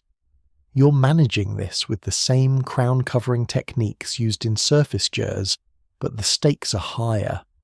CO2 poisoning in a poorly ventilated underground space is deadly, and you can't just open a door to air things out because the door is at the end of a tunnel that's filling with cold air. The animals are a problem in semi-subterranean camps. You can still bring sheep or goats inside, they're essential heat sources, but waste management becomes more critical. You can't just shovel manure out the door when the door is at the top of a tunnel. You're carrying waste up that tunnel daily, which is exhausting labour. Some families designate one corner as the animal zone and line it heavily with felt or leather that can be periodically removed and cleaned, but clean is relative when you're living underground in winter. Fire management changes too. The hearth is still central, but smoke dynamics in a partially underground space are different. Smoke wants to pool, it's warmer than outside air but heavier than you'd think, and if your crown ventilation isn't perfect, you get smoke accumulation at ceiling height. You're living in a slightly smoky environment constantly, and your eyes water and your lungs develop a chronic cough, but the alternative is freezing, so you tolerate it. Here's something from ethnographic records. Families that use semi-subterranean winter camps often reported better survival rates during catastrophic winters, but also reported higher rates of respiratory illness afterward. The trade-off was immediate survival versus long-term health consequences. Most people took that trade. You can recover from bronchitis in spring. You can't recover from freezing to death. The psychological impact is significant. You're underground. Daylight barely reaches you, maybe some filtered light through the crown, maybe a bit down the tunnel entrance, but mostly you're in perpetual dimness. The felt walls press close. The ceiling is lower than a normal ger. You feel buried because you essentially are buried. Children adapt, they think it's an adventure, a cave home. Adults struggle with the claustrophobia, the darkness, the feeling of earth pressing down from above. But you're warm, relatively warm. The combination of earth insulation, reduced wind exposure, and animal heat raises the interior temperature to maybe 40 degrees cold, yes, but survivable with clothing and blankets. You're burning less fuel because you're not fighting wind chill. Your stored food lasts longer because you're not burning calories just to maintain body temperature. The semi-subterranean camp is thermodynamically superior to surface camping in extreme conditions. You emerge from these structures in spring changed, pale you haven't seen real sun in months. Coughing, your lungs are compromised from smoke exposure. Thin, you've burned through body fat despite best efforts, but alive. Families that went underground survived winters that killed families that stayed surface level. The archaeological evidence is stark. Sites with semi-subterranean winter structures show continuous occupation across multiple generations. Sites without them show abandonment after bad winters. Some groups made this semi-permanent. If you're going to dig a pit and live in it, why not improve it year after year? Add stone walls to prevent earth collapse. Line the floor with wood. Create better drainage. Eventually you've built something that's not really a ger anymore. It's a house, fixed and permanent, and you've stopped being purely nomadic. Historians studying the transition from nomadic to sedentary lifestyles Note that winter housing is often the first step. You start by digging a hole to survive one bad winter, and 5 generations later your descendants are living in a permanent village. But that's not you, not yet. You're still nomadic. You're still planning to collapse this structure in spring, fill in the pit, and move to summer pastures. The semi-subterranean camp is temporary emergency infrastructure. You'll use it this winter because you have to. Next winter, if conditions are milder, you'll return to a normal surface gers. The land determines your architecture. Winter determines your choices. You adapt, dig cover yourself with earth and survive. Come spring, you'll climb out of your hole blinking in sudden sunlight, grateful to be alive, and already forgetting how close you came to being buried permanently. It's midnight, and you're waking everyone up. Outside, the wind has changed, not louder, but different, with a resonance that makes your bones ache. The horses are restless, stamping and snorting in ways that mean trouble. You've been doing this long enough to know staying here tonight means dying here. You're moving camp in the dark in a blizzard, and you have maybe 3 hours before conditions become completely unsurvivable. Emergency winter migration is the nightmare scenario every nomadic family dreads. You're abandoning the careful positioning, the wind protection, the accumulated advantages of your chosen site because something worse is coming. Maybe it's a storm front that will bury your gers under snowdrifts too deep to dig out. Maybe it's a temperature drop so severe that even your best insulation won't save you. Maybe it's flooding from an ice dam breaking upstream. The specific threat matters less than the recognition staying equals death, moving equals a chance. You're not panicking. Panic kills.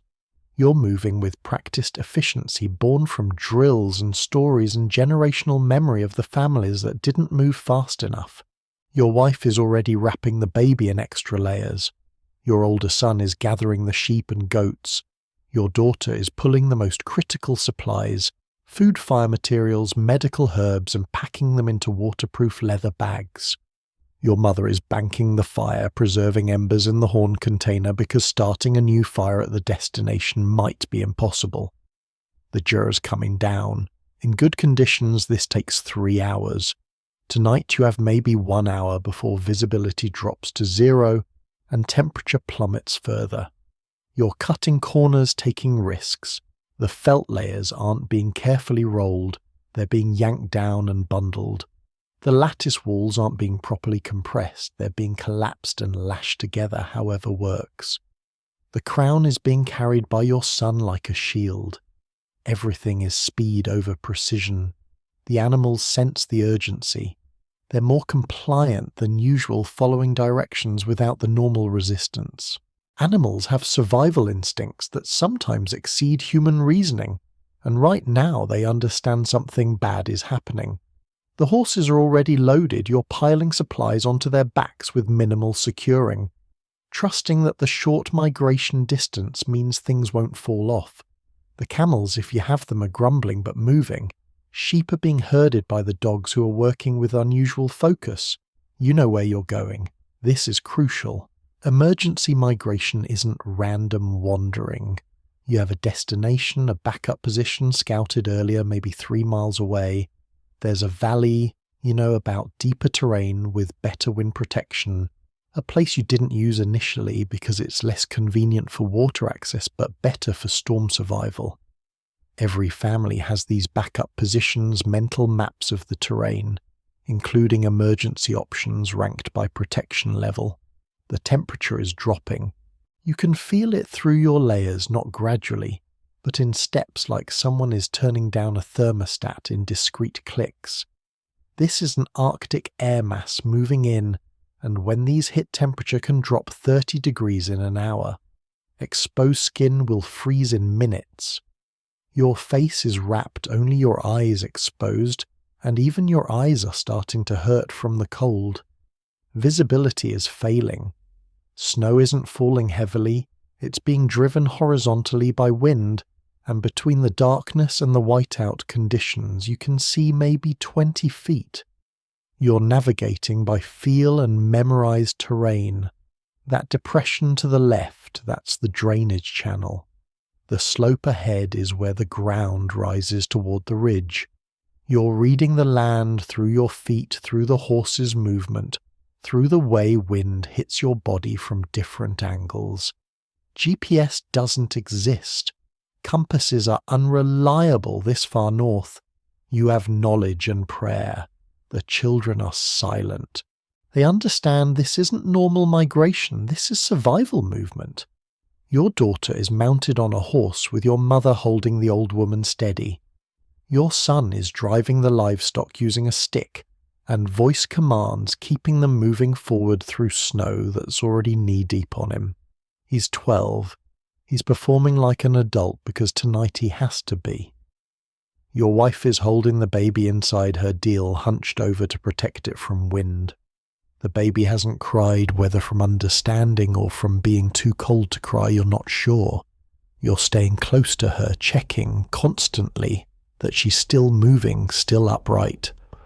Women have given birth during emergency migrations. Some survived, many didn't. You're not thinking about that right now. The livestock are struggling. Sheep in deep snow move slowly, exhausting quickly. You're leaving the weakest ones.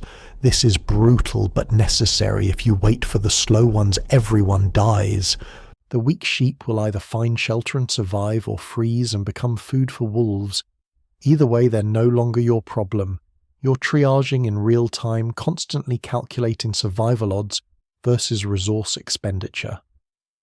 Here's what historical accounts describe. Emergency winter migrations were often family-ending events. The Mongolian chronicles mention winters where entire clans disappeared during forced movements. Frozen bodies found months later by spring travellers positioned along migration routes, sometimes with gers partially assembled, evidence of families that stopped to rest and never woke up. Historians still argue about the mortality rates, but conservative estimates suggest maybe 10 to 15% of individuals involved in emergency winter migrations didn't survive them. You're arriving. The valley is darker than the open steppe, protected from wind, but also more enclosed, more claustrophobic. You're not reassembling the ger completely, you don't have time or energy. You're creating a rough shelter, felt stretched between the partially erected lattice, tied down with stones open on one side but providing some windbreak. It's crude, it's temporary, it'll keep you alive until morning. The fire is critical. Your mother produces the ember horn, opens it carefully, and inside the coals are still orange. You're feeding them dried dung grass, anything that catches. The fire is small, you don't have fuel for a large one, but it exists, and that existence is everything. The family clusters around it, and you're all pressed together in a space too small, but warmth is flowing and breathing is synchronizing, and you're not moving anymore, which means your body can stop burning calories for locomotion and start using them for heat. The animals are pressed against the shelter's sides, adding their body heat. The sheep are piled together. The horses stand close, their larger bodies blocking additional wind. Dogs are lying against humans. Everyone and everything that produces heat is clustered in this valley, in this crude shelter, generating a collective survival bubble against the night. You're counting. Everyone present, your wife, children, mother animals. Yes, everyone made it. This time, the stories your grandfather told were about migrations where children were lost in the dark, where elderly couldn't keep pace and were found frozen the next morning. Not tonight. Tonight everyone survived the movement. Outside, the storm intensifies. You made the right call. If you'd stayed at the old position, the wind would have torn the ger apart by now, scattering your family across the steppe. Here in this valley, the wind is screaming overhead but not reaching you. The temperature is still lethal, but the shelter is holding. The fire is burning. Everyone is breathing. You'll stay here until the storm passes, maybe 2 days, maybe 4. Then you'll either return to the old position or scout a new one. The ger will be properly reassembled. Life will resume its normal winter rhythms. But tonight was a reminder winter owns this land, and you survive only by reading its moods correctly and moving when it tells you to move. The families that don't listen, that prioritize comfort over caution, that ignore the signs they become, stories, cautionary tales told around fires on less desperate nights. You listen, you move, you survive. You're rendering fat, and the smell is overwhelming, rich animals, slightly rancid, clinging to everything. But you're not complaining, because fat is currency, medicine, insulation and survival, all melted into one greasy substance. In winter, fat is more valuable than gold. Gold doesn't keep you warm. Fat does. Autumn slaughter determined everything. Before winter locked in, your family killed systematically, selecting animals based on age, health, breeding value, and crucially fat content. A sheep that's thin goes into winter alive, hoping to survive on minimal forage. A sheep that's fat gets slaughtered immediately because that fat is your winter wealth, and living animals lose fat as winter progresses. You're banking calories by converting them from mobile sheep form into storable fat form. The process is meticulous. After slaughter, you're separating fat deposits carefully.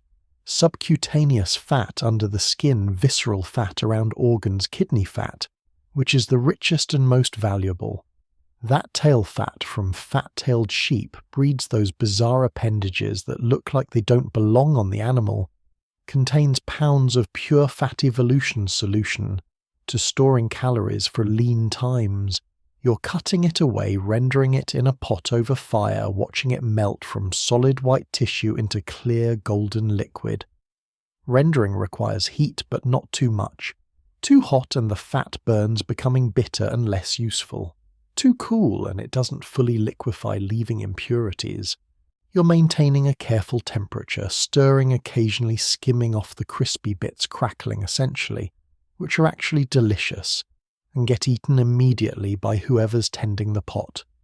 These cracklings are pure fat and protein, and in winter they're a legitimate treat. The rendered fat tallow gets stored in sealed containers, leather bags inflated, and dried stomachs, wooden vessels, anything that's waterproof and animal-proof. The fat will solidify as it cools, becoming a waxy substance that's stable for months. You're creating a calorie bank, pure energy stored against future need.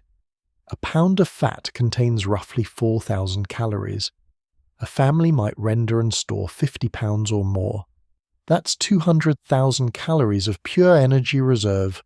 You eat this fat directly. Not exclusively, you're combining it with meat organs broth, but fat is a primary food source. You're cutting chunks of solidified tallow and eating them like butter, or you're melting fat into soups and stews, or you're spreading it on the small amounts of grain products you might have. Modern nutritionists would express concerns about cholesterol and cardiovascular health. You're not living long enough for cholesterol to matter. You're trying not to freeze to death this week.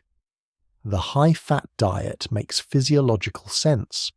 Your body in extreme cold burns calories at an accelerated rate, just maintaining core temperature. Fat provides more than twice the calories per gram compared to carbohydrates or protein. Additionally, fat digestion generates heat, the thermic effect of food. And fat's thermic effect, while lower percentage-wise than protein, provides more total heat due to higher calorie density. You're essentially eating fuel that burns warm. Historians studying nomadic diets note the extreme fat consumption accounts from travelers describe nomads eating pure fat in quantities that made Europeans nauseated. Marco Polo mentioned this. Multiple Chinese sources comment on it. The nomads weren't being gluttonous, they were being thermodynamically efficient. Your body in negative 20-degree weather requires different fuel than a body in Mediterranean climates. Fat serves other purposes beyond food. You're using it as medicine, rubbing it on frostbitten skin to protect and heal. The fat creates a barrier against further cold exposure and provides minimal insulation. You're mixing fat with herbs, garlic, wild onion, whatever has antimicrobial properties, creating primitive antibiotic ointments. Does this work? Historians still argue about efficacy, but the practice was universal across nomadic cultures, which suggests some benefit, whether real or placebo. Fat waterproofs, leather. You're rubbing tallow into boots, saddles, leather clothing, creating a water-resistant layer that also keeps the leather supple in cold. Untreated leather becomes stiff and cracks in extreme cold. Fat-treated leather stays flexible. This matters for boots. Especially cracked boots mean wet feet, and wet feet mean frostbite, and frostbite means amputation or death. You're using fat as light. Tallow candles are made by dipping wicks, usually twisted plant fibers, into melted fat, repeatedly building up layers. These candles burn with a yellowish smoky flame and smell strongly of animal, but they provide light during the endless winter darkness.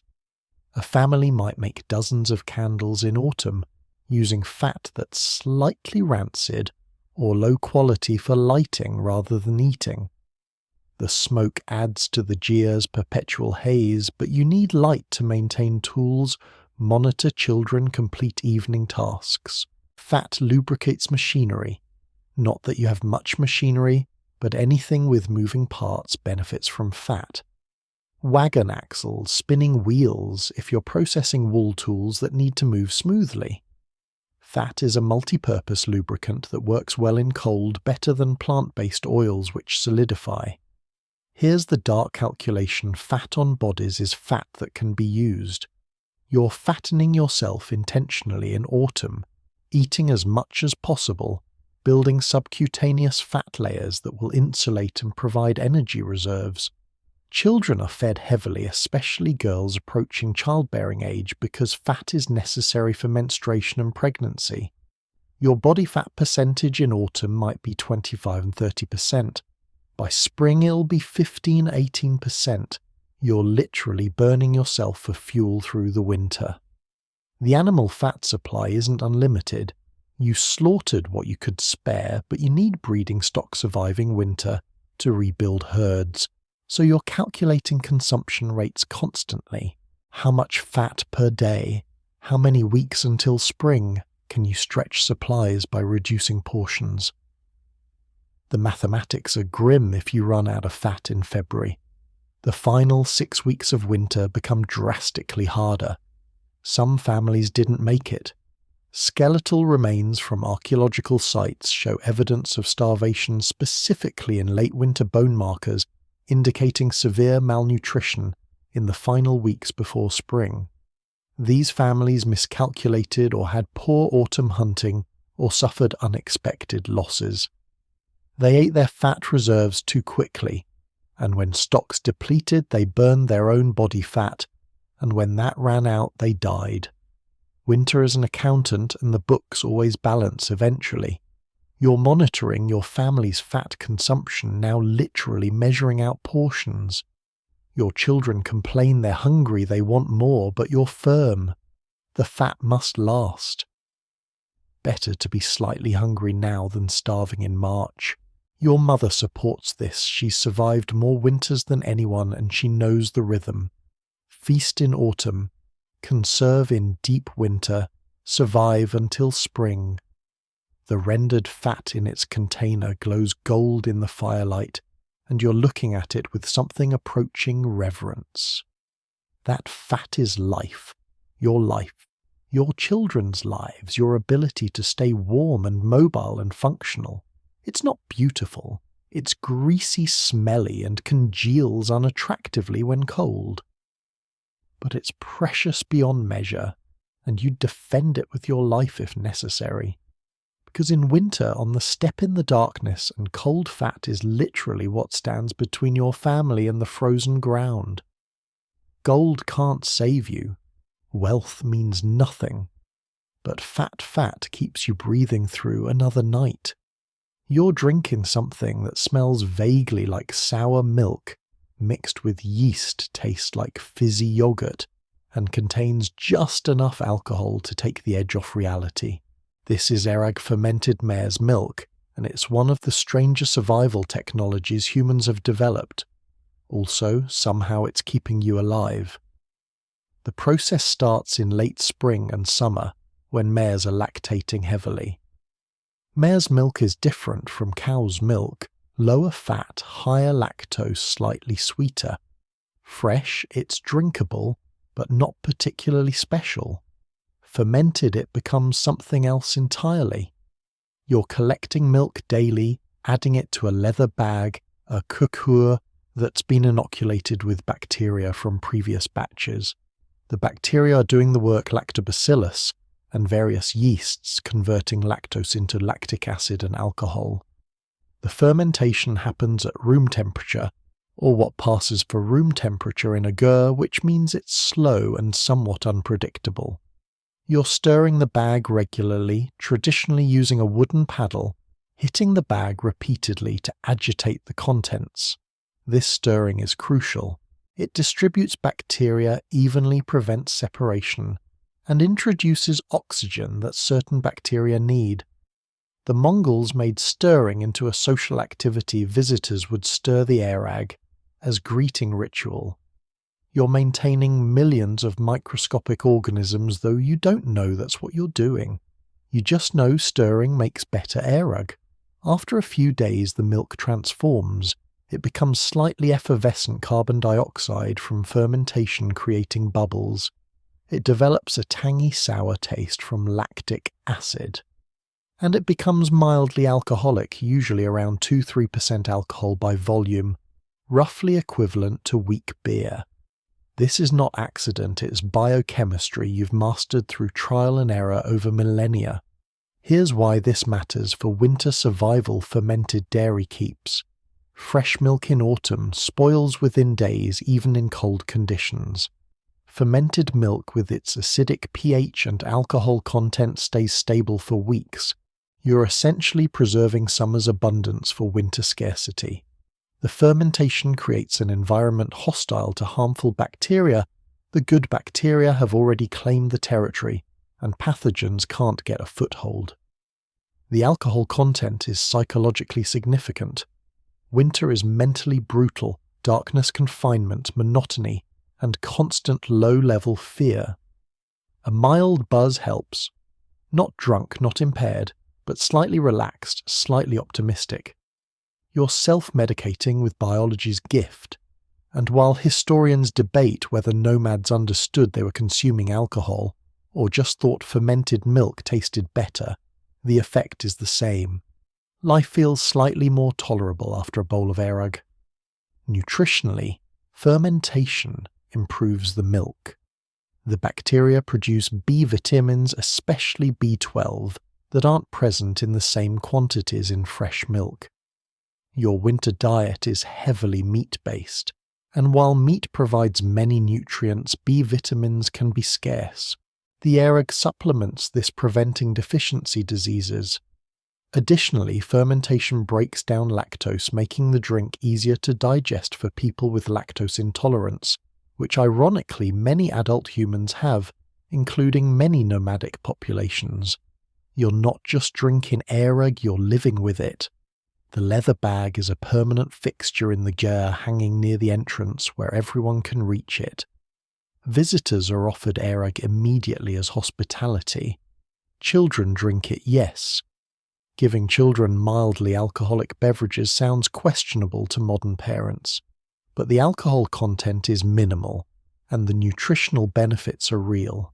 The elderly drink it. Everyone drinks it constantly throughout the day. Kumis is the similar fermented product from Central Asian Turkic peoples, essentially the same thing with minor variations in preparation. Different bacteria strains create slightly different flavor profiles. Regional variations exist. Some areas produce more sour erag, some more alcoholic, depending on fermentation temperature and duration. but the principle is universal: ferment the milk, preserve it, drink it, survive. Other fermented dairy products exist. You're making aryl dried yogurt curds by fermenting milk with different bacteria, then drying the curds in sun and wind until they become rock hard. These are shelf-stable indefinitely. You can carry them, trade them, eat them months after production. The fermentation preserves them, and the drying prevents bacterial growth. You're creating portable nutrition through microbiology. There's also tarag yogurt essentially, which is thicker, more sour, and eaten as a semi-solid food rather than drunk.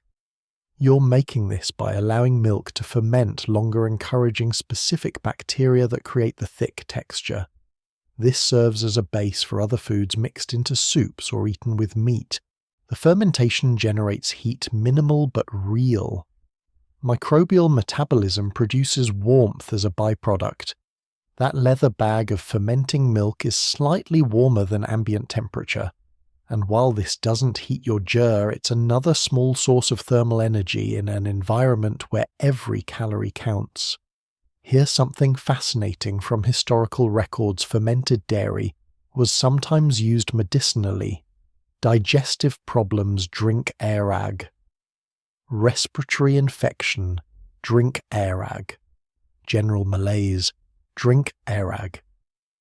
Whether this actually worked is debatable, but the probiotic bacteria in fermented dairy do have legitimate health benefits: improved gut flora, enhanced immune function, better nutrient absorption. The Nomads were practicing probiotic medicine centuries before the concept was scientifically understood. Travelers frequently commented on the smell. European visitors to Mongol camps described being overwhelmed by the scent of fermented milk, sour, pungent, pervasive. To you it's normal. It's the smell of home, of survival, of successful preservation. To outsiders it's off-putting. This cultural difference in food perception is striking. What's delicious to one culture is repulsive to another, and fermented dairy sits right in that divide. The leather bags themselves are technology. They're made from horsehide, carefully cleaned and treated, designed to be liquid tight but slightly porous. The porosity allows minimal oxygen exchange, which certain fermentation bacteria need. Too porous, and the milk leaks. Too sealed, and fermentation fails. You're managing material science without consciously knowing it, creating containers with precisely calibrated permeability.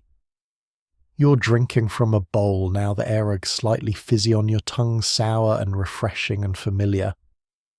Your children are drinking too. They've grown up with this taste, and to them plain milk seems strange.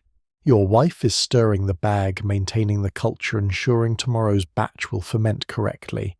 The process is continuous, cyclical, as reliable as seasons. Milk becomes airag. Airag becomes sustenance. Sustenance becomes survival. And survival, barely maintained through winter's darkness, becomes spring. The fermentation continues, bacteria multiplying invisibly, converting sugars into acids and alcohol, preserving nutrition, creating a drink that's simultaneously food medicine and mild intoxicant. Outside winter kills indiscriminately. Inside you're drinking the product of billions of microscopic organisms working on your behalf, and those organisms, though you can't see them, can't name them, can't consciously understand them, are part of why you're still alive. Biology as ally, fermentation as survival strategy, ancient knowledge meeting molecular reality, mediated through a leather bag and a wooden paddle, one bowl at a time. You're looking at snow, really looking at it, and seeing not just frozen water, but building material insulation and tactical advantage. Snow is trying to kill you, but if you understand snow, you can force it to protect you instead. Welcome to the strange logic of winter survival, where your enemy becomes your ally if you're clever enough. Not all snow is equal. Fresh powder is different from packed snow, which is different from wind-compacted snow, which is different from frozen granular snow. You're learning to read snow texture the way desert peoples read sand by sight, by touch, by the sound it makes under boots. Fresh powder is light, fluffy, full of air. It's the best insulator because those air pockets trap heat.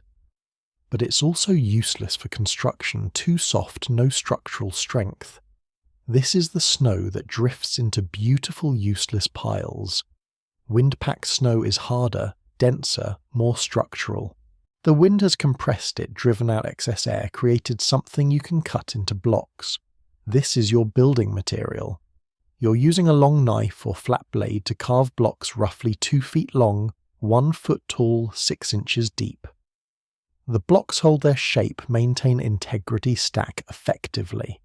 You're building like the Inuit build igloos, except you're constructing windbreaks rather than full shelters. The windbreak goes up on the prevailing wind side of your ger.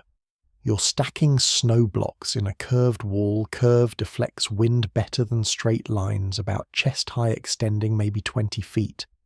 The wall doesn't need to be perfect. It needs to be solid enough to block wind, and snow blocks mortared with loose snow accomplish this. You're creating a barrier that forces wind up and over, rather than directly through your living space. Here's what happens thermodynamically. That snow wall, despite being frozen water, is warmer than wind-blasted air. The snow block contains trapped air pockets, and those pockets insulate. The wall's interior surface facing your ger slowly accumulates warmth from the ger's heat radiation. Not much warmth, maybe a few degrees, but enough that the wall's interior face isn't as aggressively cold as the exterior. You've created a gradient, and gradients reduce heat loss. You're also piling snow against the ger's felt walls, creating a berm that slopes from ground level up to maybe 3 feet high. This serves multiple purposes. The snow adds insulation, more trapped air, more barrier between interior warmth and exterior cold. It anchors the ger against wind, the weight prevents the felt from being torn away by gusts, and it creates a smooth surface that wind flows over rather than catching and pulling. Fresh snowfall is monitored carefully. Too much snow accumulation on the ger's roof will collapse the structure. The crown and poles can only support so much weight. You're periodically climbing up and clearing snow, pushing it off before accumulation becomes dangerous. This is exhausting work, climbing in deep snow, working at height in wind, using muscles that are already depleted from general winter survival. But a collapsed ger means exposure, and exposure means death, so you climb and clear and monitor. Snow provides water, obvious right. But the process matters. You can't just eat snow that costs more body heat in melting than it provides in hydration. You're melting snow in pots over fire, and snow-to-water conversion is disappointingly inefficient. A pot full of fluffy snow melts down to maybe 2 inches of water. You're spending fuel, precious dung fuel, to get minimal water. But the alternative is chopping through river ice, which is also labour-intensive, so you're making calculations based on circumstances. The snow's reflectivity is both advantage and threat. During the rare sunny days, snow reflects light into your ger, providing illumination you didn't expect. The world outside becomes blindingly bright, and that light bounces around, finds its way through cracks and gaps, makes interior work easier. But prolonged exposure to snow glare causes snow blindness, essentially sunburn of the cornea, and you're protecting your eyes with wooden goggles carved with narrow slits, or by smearing charcoal under eyes to reduce glare. Inuit-style snow goggles appear in various forms across northern cultures, suggesting this is a convergent solution to a universal problem. Snow depth determines animal survival. Too deep and sheep can't crater through to reach grass. You're monitoring snow depth obsessively, and when it exceeds about 2 feet, you're in crisis mode. The animals are starving because they can't reach food. You're either feeding them from limited hay reserves, moving to areas with less snow, or watching them die. The snow is beautiful, pristine, and lethal to livestock, which means lethal to you eventually.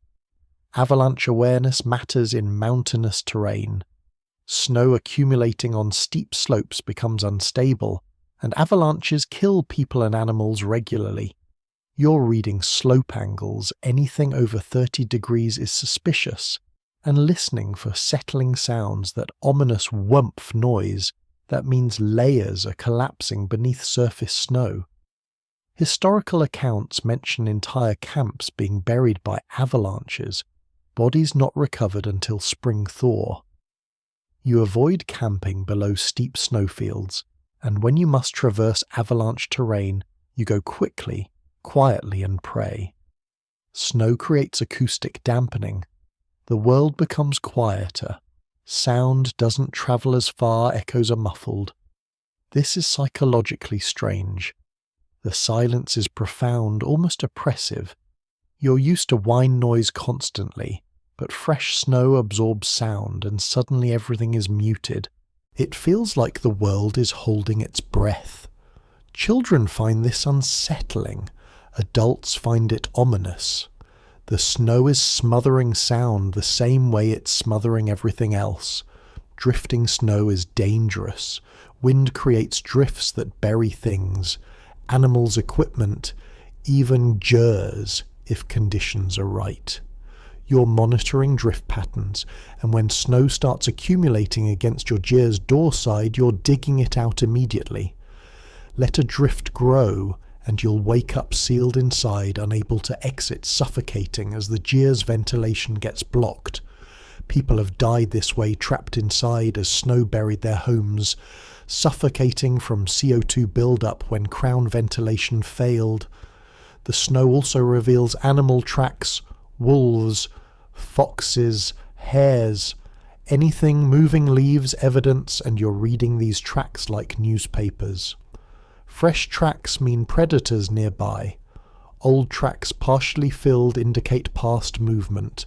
No tracks at all means nothing is moving, which suggests conditions are too severe for even adapted animals. When wolves stop hunting, you know, the weather is truly catastrophic. Some nomadic groups built more elaborate snow structures. Archaeological evidence and ethnographic accounts describe snow block corrals for animals. Snow-reinforced ger walls, even completely snow-covered gers that looked like white mounds in the landscape. The principle was insulation. Snow is 90% air, and air is the best natural insulator available. Pack enough snow around your ger, and you've created a thermal cocoon. You're using snow now, packing it against a gap in your wind wall, smoothing it with mittened hands. The snow compacts under pressure, becoming denser, stronger. Your fingers are numb. Despite mittens, snow is cold obviously, but the wall is growing, becoming more effective. Tomorrow, if wind blows from this direction, the wall will hold. The wind will scream against compressed frozen water, and the compressed frozen water will deflect it, and you'll be warmer, because you understood how to weaponize the substance trying to bury you. Snow wants to kill you through cold, through burial, through isolation and monotony, and the grinding oppression of whiteness stretching to every horizon. But snow also contains trapped air blocks. Wind provides water and stacks into walls. It's simultaneously threat and tool, and the difference between the two is knowledge. You know snow now, its textures, its behaviours, its structural properties. So you cut it, stack it, compact it, and survive behind walls made from frozen death, warm enough to see another sunrise. Your fingers are white, not pale white, porcelain white, waxy white, the colour of death creeping into living tissue. You're looking at frostbite, and you have maybe 30 minutes to reverse it before the damage becomes permanent. Welcome to the body's betrayal, where your own flesh turns against you in temperatures it wasn't designed to tolerate. Frostbite happens in stages. First comes frostnip, superficial freezing of skin's outer layers. This is reversible, uncomfortable, but not catastrophic. Your skin goes pale, feels numb, but underlying tissue remains viable. You catch it early, you warm it gently, you're fine. But you didn't catch it early because you were working. Repairing the ger in wind hands exposed longer than they should have been, and now you're past frostnip into true frostbite. The white fingers are second-degree frostbite.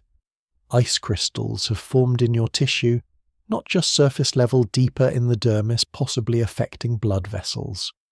The tissue is frozen solid. You can't bend your fingers. They feel like wood attached to your hand.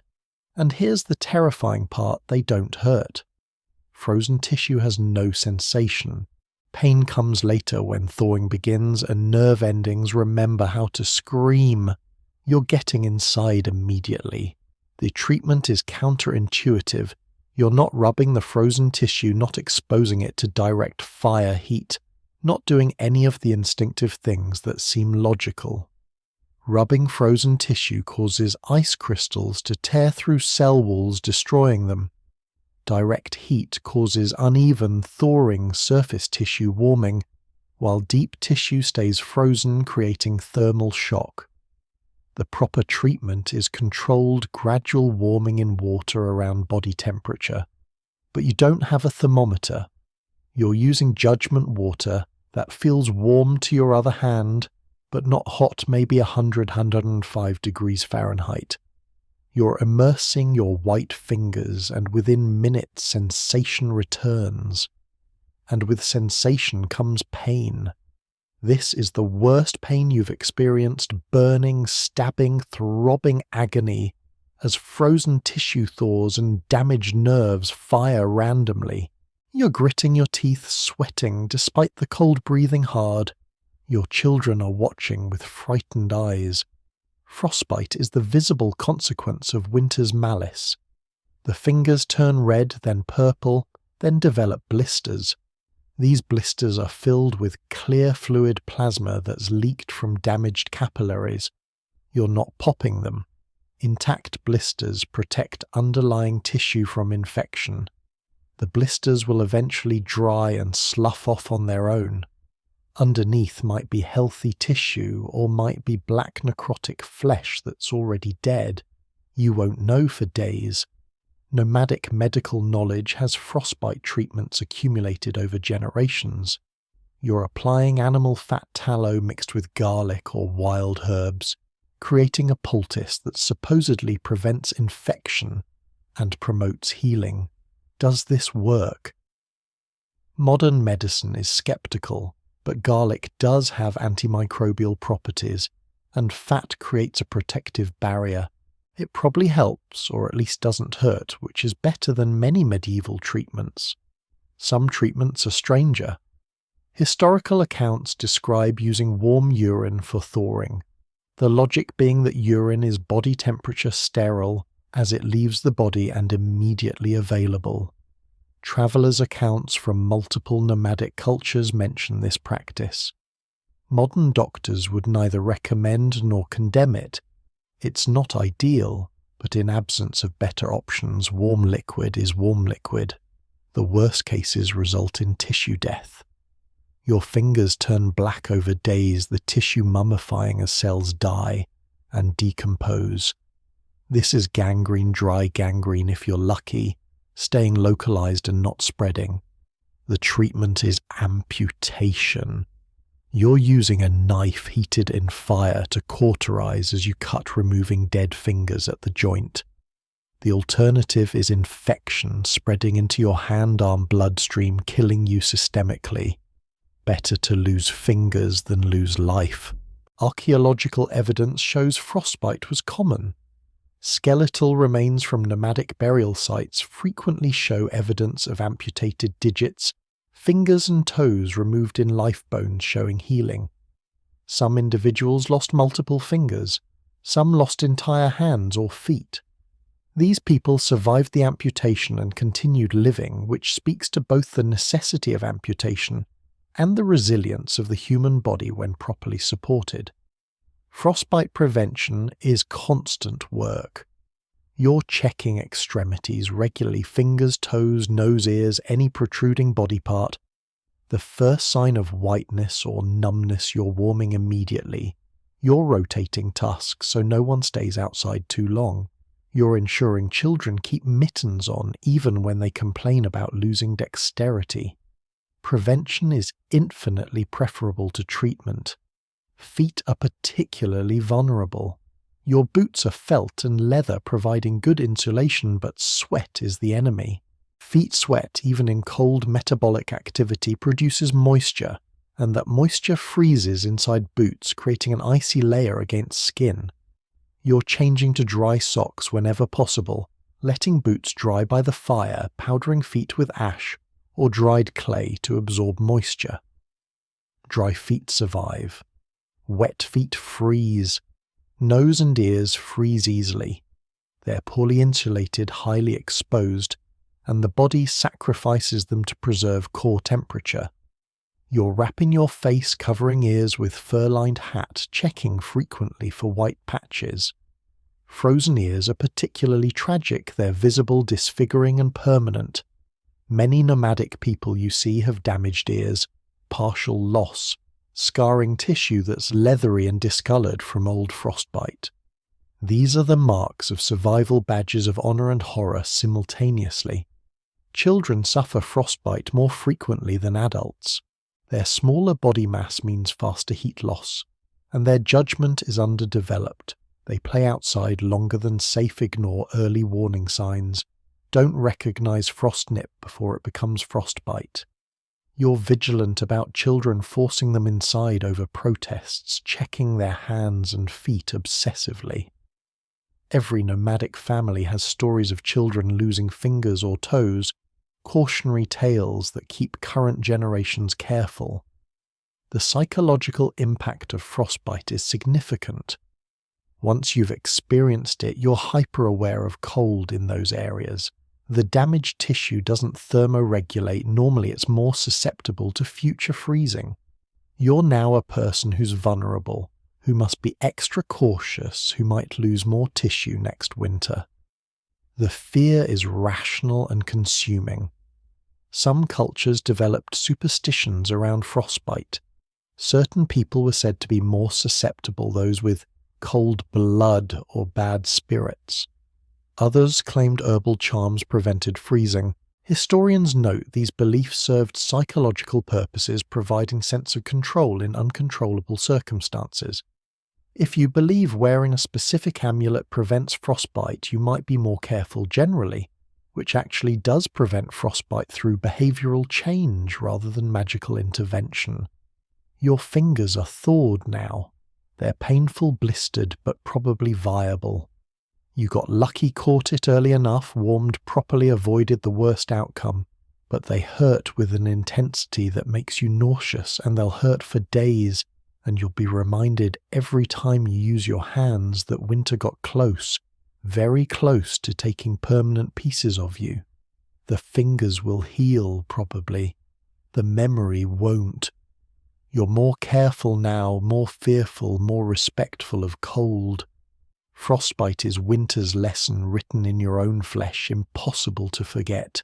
You're standing outside at dusk watching the sky, and you're not looking for beauty. You're reading the weather forecast written in clouds, wind direction, and the way your horse is acting. Meteorology without instruments is pattern recognition, refined across lifetimes, and tonight the patterns are telling you something bad is coming. The clouds are the first sign, not just presence but type and movement. High, thin, cirrus clouds, those wispy mare's tails, stretching across the upper atmosphere, indicate moisture aloft, and often precede storms by 24-48 hours. Lower, thicker clouds moving rapidly suggest an advancing front. But the specific formation you're watching now is more ominous. A solid grey ceiling lowering steadily with darker bands visible within it, moving from northwest to southeast. This is a blizzard signature, and you've seen it before. The wind is shifting. It was from the south this morning, relatively mild, bringing marginally warmer air. Now it's swinging northwest, and that swing is rapid, completed over just a few hours. This rotational wind pattern indicates a major pressure system moving through. The wind is also accelerating from gentle breeze to sustained moderate wind with gusts that make you lean forward. When wind shifts direction and increases speed simultaneously, serious weather is imminent. Temperature is dropping, and you don't need a thermometer. Your face tells you the air that felt merely cold this morning now has an edge that makes your eyes water. More telling is the rate of change. Temperature dropping slowly is normal daily variation. Temperature dropping noticeably over an hour or two suggests a cold air mass displacing warmer air, and that displacement creates storms. The animals know this is crucial. Your horses are restless, moving nervously, ears constantly rotating. Horses detect barometric pressure, changes humans can't consciously perceive. Falling pressure which precedes storms makes horses anxious. They're also more sensitive to infrasound ultra-low frequency sound waves generated by approaching weather systems. The horses are hearing the storm before you can see it clearly. The dogs are behaving differently too. Instead of their normal evening activity investigating smells playing, they're staying close to the gerhackles, occasionally rising low whines escaping. Dogs sense electrical changes in the atmosphere that accompany storms. That sensation makes them nervous, and their nervousness is data you're using. Even the sheep are clustered tighter than normal, facing away from the northwest, presenting their rumps to the coming wind. Sheep aren't intelligent animals by most measures, but they're survivors, and their instinct for self-protection is reliable. When sheep spontaneously form tight defensive clusters, weather is deteriorating. The light quality is changing. Daylight in winter is already dim, the sun never rises high, but now it's taking on a peculiar grey-green quality, a colour that seems to leach warmth from the world. This specific hue appears before major snowstorms, possibly due to light scattering through particular atmospheric conditions. You don't know the physics. You know the colour means danger. Smoke behaviour tells stories. The smoke from your hearth fire should rise vertically, then drift sideways in the wind. Instead, it's being pushed downward, barely clearing the crown before getting shoved toward the ground. This indicates falling barometric pressure. The air above is literally getting lighter, providing less lift, and smoke that normally rises can't rise efficiently. Falling pressure is storm signature number 1. Sound travels differently. You can hear the neighbouring camp's dogs more clearly than usual sound, carrying farther, arriving sharper. This happens when humidity increases and temperature drops, both of which occur before snowstorms. The acoustic environment is signalling change. Your mother is watching the sky with you. She doesn't speak, just nods toward the northwest. She's seen this pattern dozens of times. She knows what's coming, and her presence here silently confirming your assessment removes any doubt. The consensus between your reading and her experience is conclusive. Storm tonight, major, possibly dangerous. You're not panicking. You're executing preparations developed through generations. The animals are being moved to their most protected positions. Extra fuel is being brought inside the ger. You don't want to be gathering dung in blinding snow. Water is being prepared, melting extra now while you have time. The ger is being checked, all ties secure, crown covering accessible, felt layers tight. Emergency supplies are being staged, food fire materials, medical herbs, everything you'd need if you're ger-bound for multiple days. Historical accounts describe storm prediction with remarkable accuracy. Marco Polo noted that Mongol guides could predict weather with precision that amazed him. Chinese sources mention nomadic people's weather sense. This wasn't mysticism, it was careful observation combined with pattern matching. When you see the same cloud formation followed by the same storm type repeatedly across years, you learn the correlation. Modern meteorology might explain why the correlation exists, but the prediction works regardless of understanding mechanism. Star visibility is another indicator. On clear winter nights, stars are brilliantly visible. The dry air and lack of light pollution make the sky spectacular. But tonight you can barely see stars, and those you can see are twinkling rapidly. The twinkling indicates atmospheric turbulence, air masses mixing chaotically, and that turbulence is visual confirmation of instability. The wind is carrying smell, now a particular scent like cold metal and wet stone that precedes snow. This might be ozone from electrical activity in the forming storm, or it might be the smell of air from different altitude being pushed down to surface level. You don't analyze it. You recognize it, the smell of incoming snow. You're bringing the children inside. They want to stay out fascinated by the dramatic sky, but you're firm. Inside now. The storm will hit after dark. You're certain of this based on current progression, and being caught outside in blizzard darkness is often fatal. People become disoriented within yards of their wander, lost in whiteout conditions, freeze before finding shelter. You're not risking children's curiosity against winter's malice. The first flakes are falling now. Not the gentle floating snowflakes of children's books. These are small, hard-driven horizontally by accelerating wind. Graupel, technically snow pellets formed in turbulent clouds. They sting when they hit exposed skin. These are storm snow, serious snow, and they're the opening move. You're inside now, door secured, crown adjusted for the storm hearth fire built up. Outside, the wind is rising to a roar. The storm you predicted is arriving exactly as expected. Your reading was correct. The signs didn't lie. You prepared in time, and your family is sheltered and safe. The storm will rage through the night, but you'll be inside warm enough weathering it.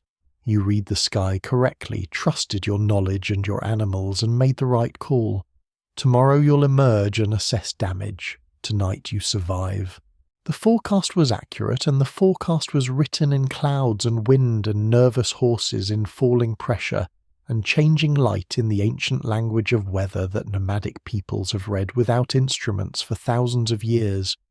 You're finding them in April. The gers partially collapsed, felt frozen stiff and torn by wind. Inside three-body a couple, and their young son arranged as if sleeping but frozen solid, their faces peaceful in the way only the dead achieve. This is the Temmer family, the ones nobody checked on quite soon enough, and they're evidence that winter doesn't always lose, doesn't always release its grip, doesn't always allow survival no matter how hard you fight. The scene tells a story. The hearth is cold ashes scattered, suggesting their fuel depleted perhaps 2 weeks ago. Without fire, the interior temperature would have dropped to match exterior, maybe 0 degrees, maybe lower. They wrapped themselves in everything available, multiple felt layers, sheepskins huddled together for shared warmth. The positioning suggests they stayed conscious long enough to arrange themselves deliberately, parents flanking the child, maximizing his warmth. It didn't work. Hypothermia is patient and without external heat. The human body eventually surrenders. You're not the first to discover winter dead.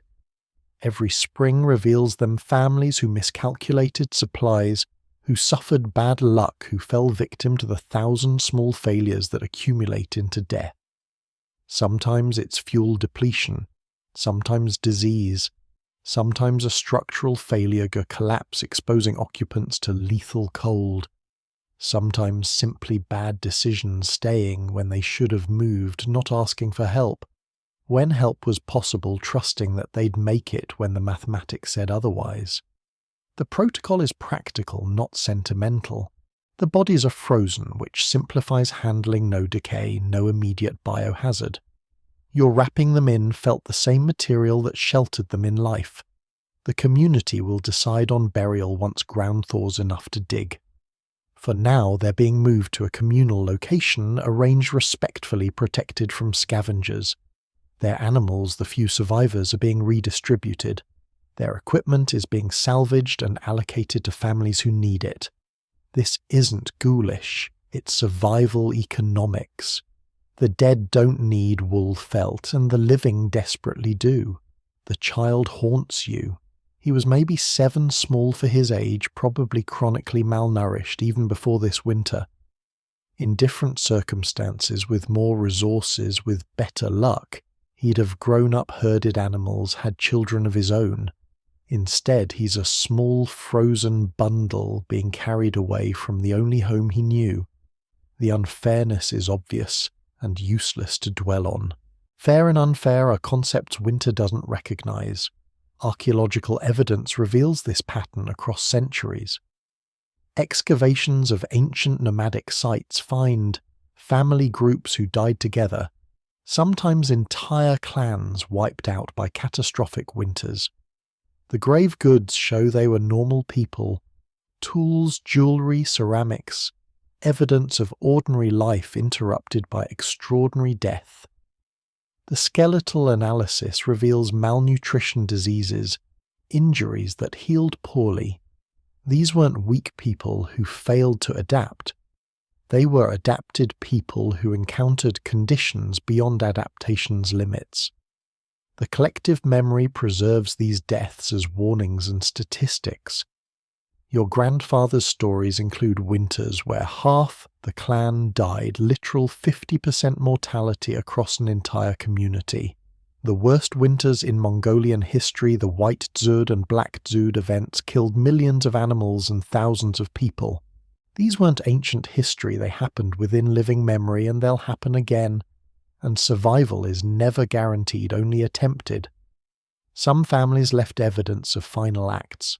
Notes written in Mongolian script tucked into felt explaining what happened, and asking whoever finds them to care for specific surviving relatives. Arrangements of objects that signify final wishes in cultures that communicated through material positioning. These messages are heartbreaking and practical people facing certain death, trying to influence outcomes after their death, trying to extend agency beyond their final breath. The resilience of survivors is remarkable. You're carrying the Temur family's bodies, processing their death, redistributing their resources, and simultaneously planning summer migrations, calculating herd rebuilding strategies, continuing life. The juxtaposition is jarring death and life loss, and continuation existing simultaneously without contradiction.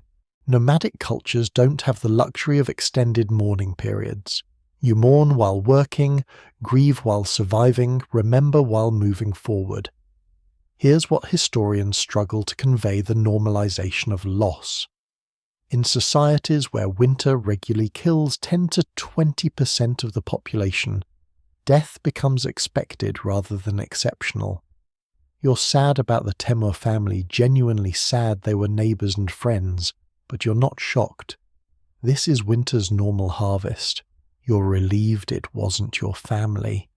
You're determined to prevent it being your family next year. But the possibility is accepted as fundamental reality, not aberration. The children learn from these deaths. Your daughter saw the Temur boy's body, understood what happened, processed that she could have been him under slightly different circumstances. This isn't traumatic in the modern psychological sense, it's education. She's learning that survival requires constant vigilance, that winter is genuinely lethal, that the preparations and restrictions adults enforce aren't arbitrary, but life-preserving. The dead teach the living, and the lesson is, take winter seriously or become the lesson. Some people don't die physically but mentally. Spring reveals them to individuals who survived winter but lost something essential. The 1,000-yard stare, the inability to re-engage with normal activity, the profound depression that follows extreme prolonged stress. Historians note that nomadic cultures had limited vocabulary for mental health conditions, but they recognize the phenomenon: people whose spirits froze even while their bodies survived. These individuals often didn't survive the following winter. The psychological resilience necessary for another cycle had been exhausted. But most survive physically and mentally. Your family survived. The Batu family survived. Most of your neighbouring clans survived. The animals that made it are thin but alive, already beginning to fatten on spring grass. Children are playing again louder, more energetic. The sun is warm, genuinely warm, and life is reasserting itself with the explosive energy of compressed spring. The steppe is transforming from white to green, from death landscape to life landscape, and the transformation happens so rapidly it feels like resurrection. You're burying the Timur family when ground permits. The community gathers maybe 30 people from scattered camps, and the ceremony is brief.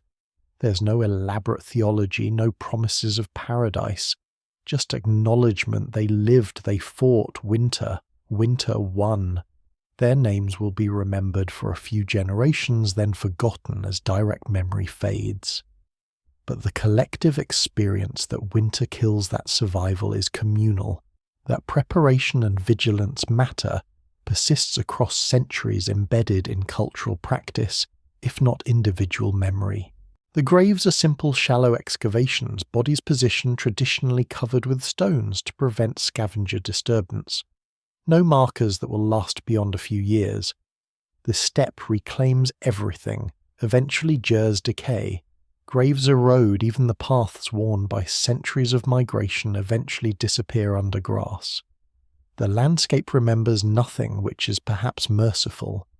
The people remember enough, remember to prepare, remember to help neighbours. Remember that spring's warmth doesn't guarantee survival of winter's cold. You're riding away from the burial site as the sun sets. Behind you 3 new graves. Ahead, summer pastures and the work of rebuilding herds and continuing life. The Temur family is gone, but their animals are redistributed. Their child will be remembered in stories, and their death reinforces the lessons that keep others alive. Winter claims its victims, but the community survives, adapts, persists. The mathematics are grim but clear. Some die so that patterns can be identified. Mistakes can be learned from, and future families can prepare more effectively. It's not comfort, it's accounting. The books balance. Winter takes, spring gives, the cycle continues, and you're alive to see another summer, which means you won, even though winning looks like carrying your neighbours' frozen bodies to unmarked graves and trying not to imagine your own family in their place. Victory isn't glorious. It's just breathing, moving, continuing. And sometimes that's enough.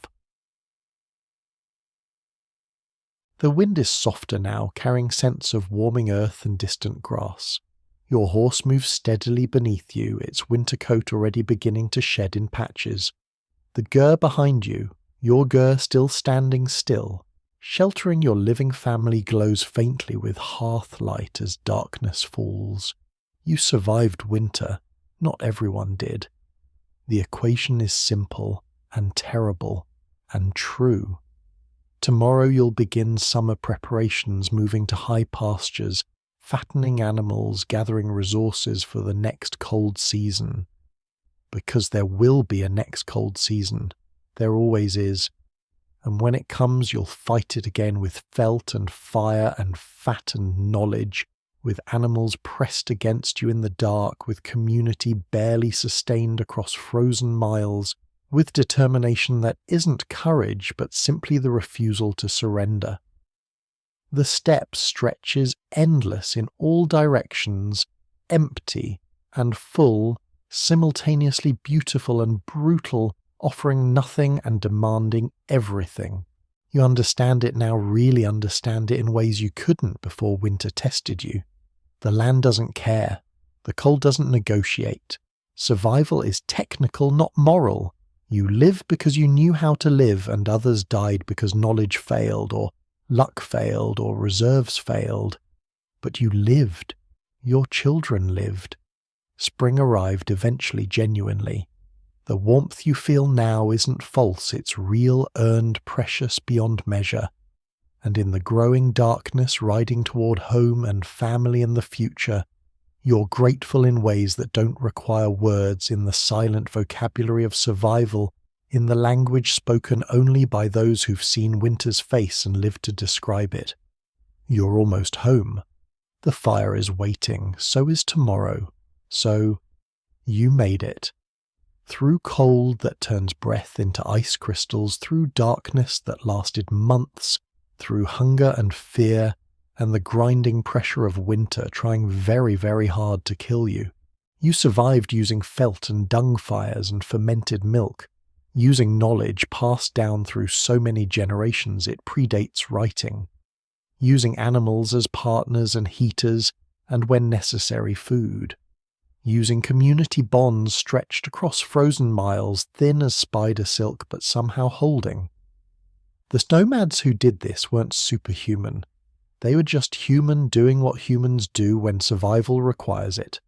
Adapting, learning, sharing, persisting. They lost people every winter, children, elders, whole families, but the community continued. The knowledge continued. The cycle of migration and survival continued season after season, century after century. And here's what strikes me thinking about them from our heated apartments and climate-controlled lives. They didn't just survive winter, they lived through it. They told stories around fires, played games in darkness, laughed at jokes we'll never hear, loved each other in ways both gentle and fierce. Winter was brutal, yes, but it was also just winter, part of the rhythm, part of life. We've insulated ourselves from that kind of cold now. Most of us will never know what negative 40 degrees feels like. We'll never need to sleep with sheep to stay warm. We'll never face the choice between burning our last fuel today or saving it for tomorrow. And that's good. Progress is real and suffering isn't noble. But maybe there's something worth remembering in their story. The resilience, the community, the way they found warmth, not just in fire, but in each other. The way they refused to surrender, even when surrender would have been so much easier. The winter always came, they always met it. And in the spring, when the steppe turned impossibly green, when animals fattened and children played and life exploded in every direction, they were still there. Still breathing, still continuing. That's not nothing. That's everything. Rest well, dream warm. And tomorrow maybe step outside and feel whatever cold finds you, knowing that humans before you survived much worse, and you carry their resilience in ways you'll probably never need to test, but it's there, just in case. Good night. The story ends here. See you in the next video. Good night.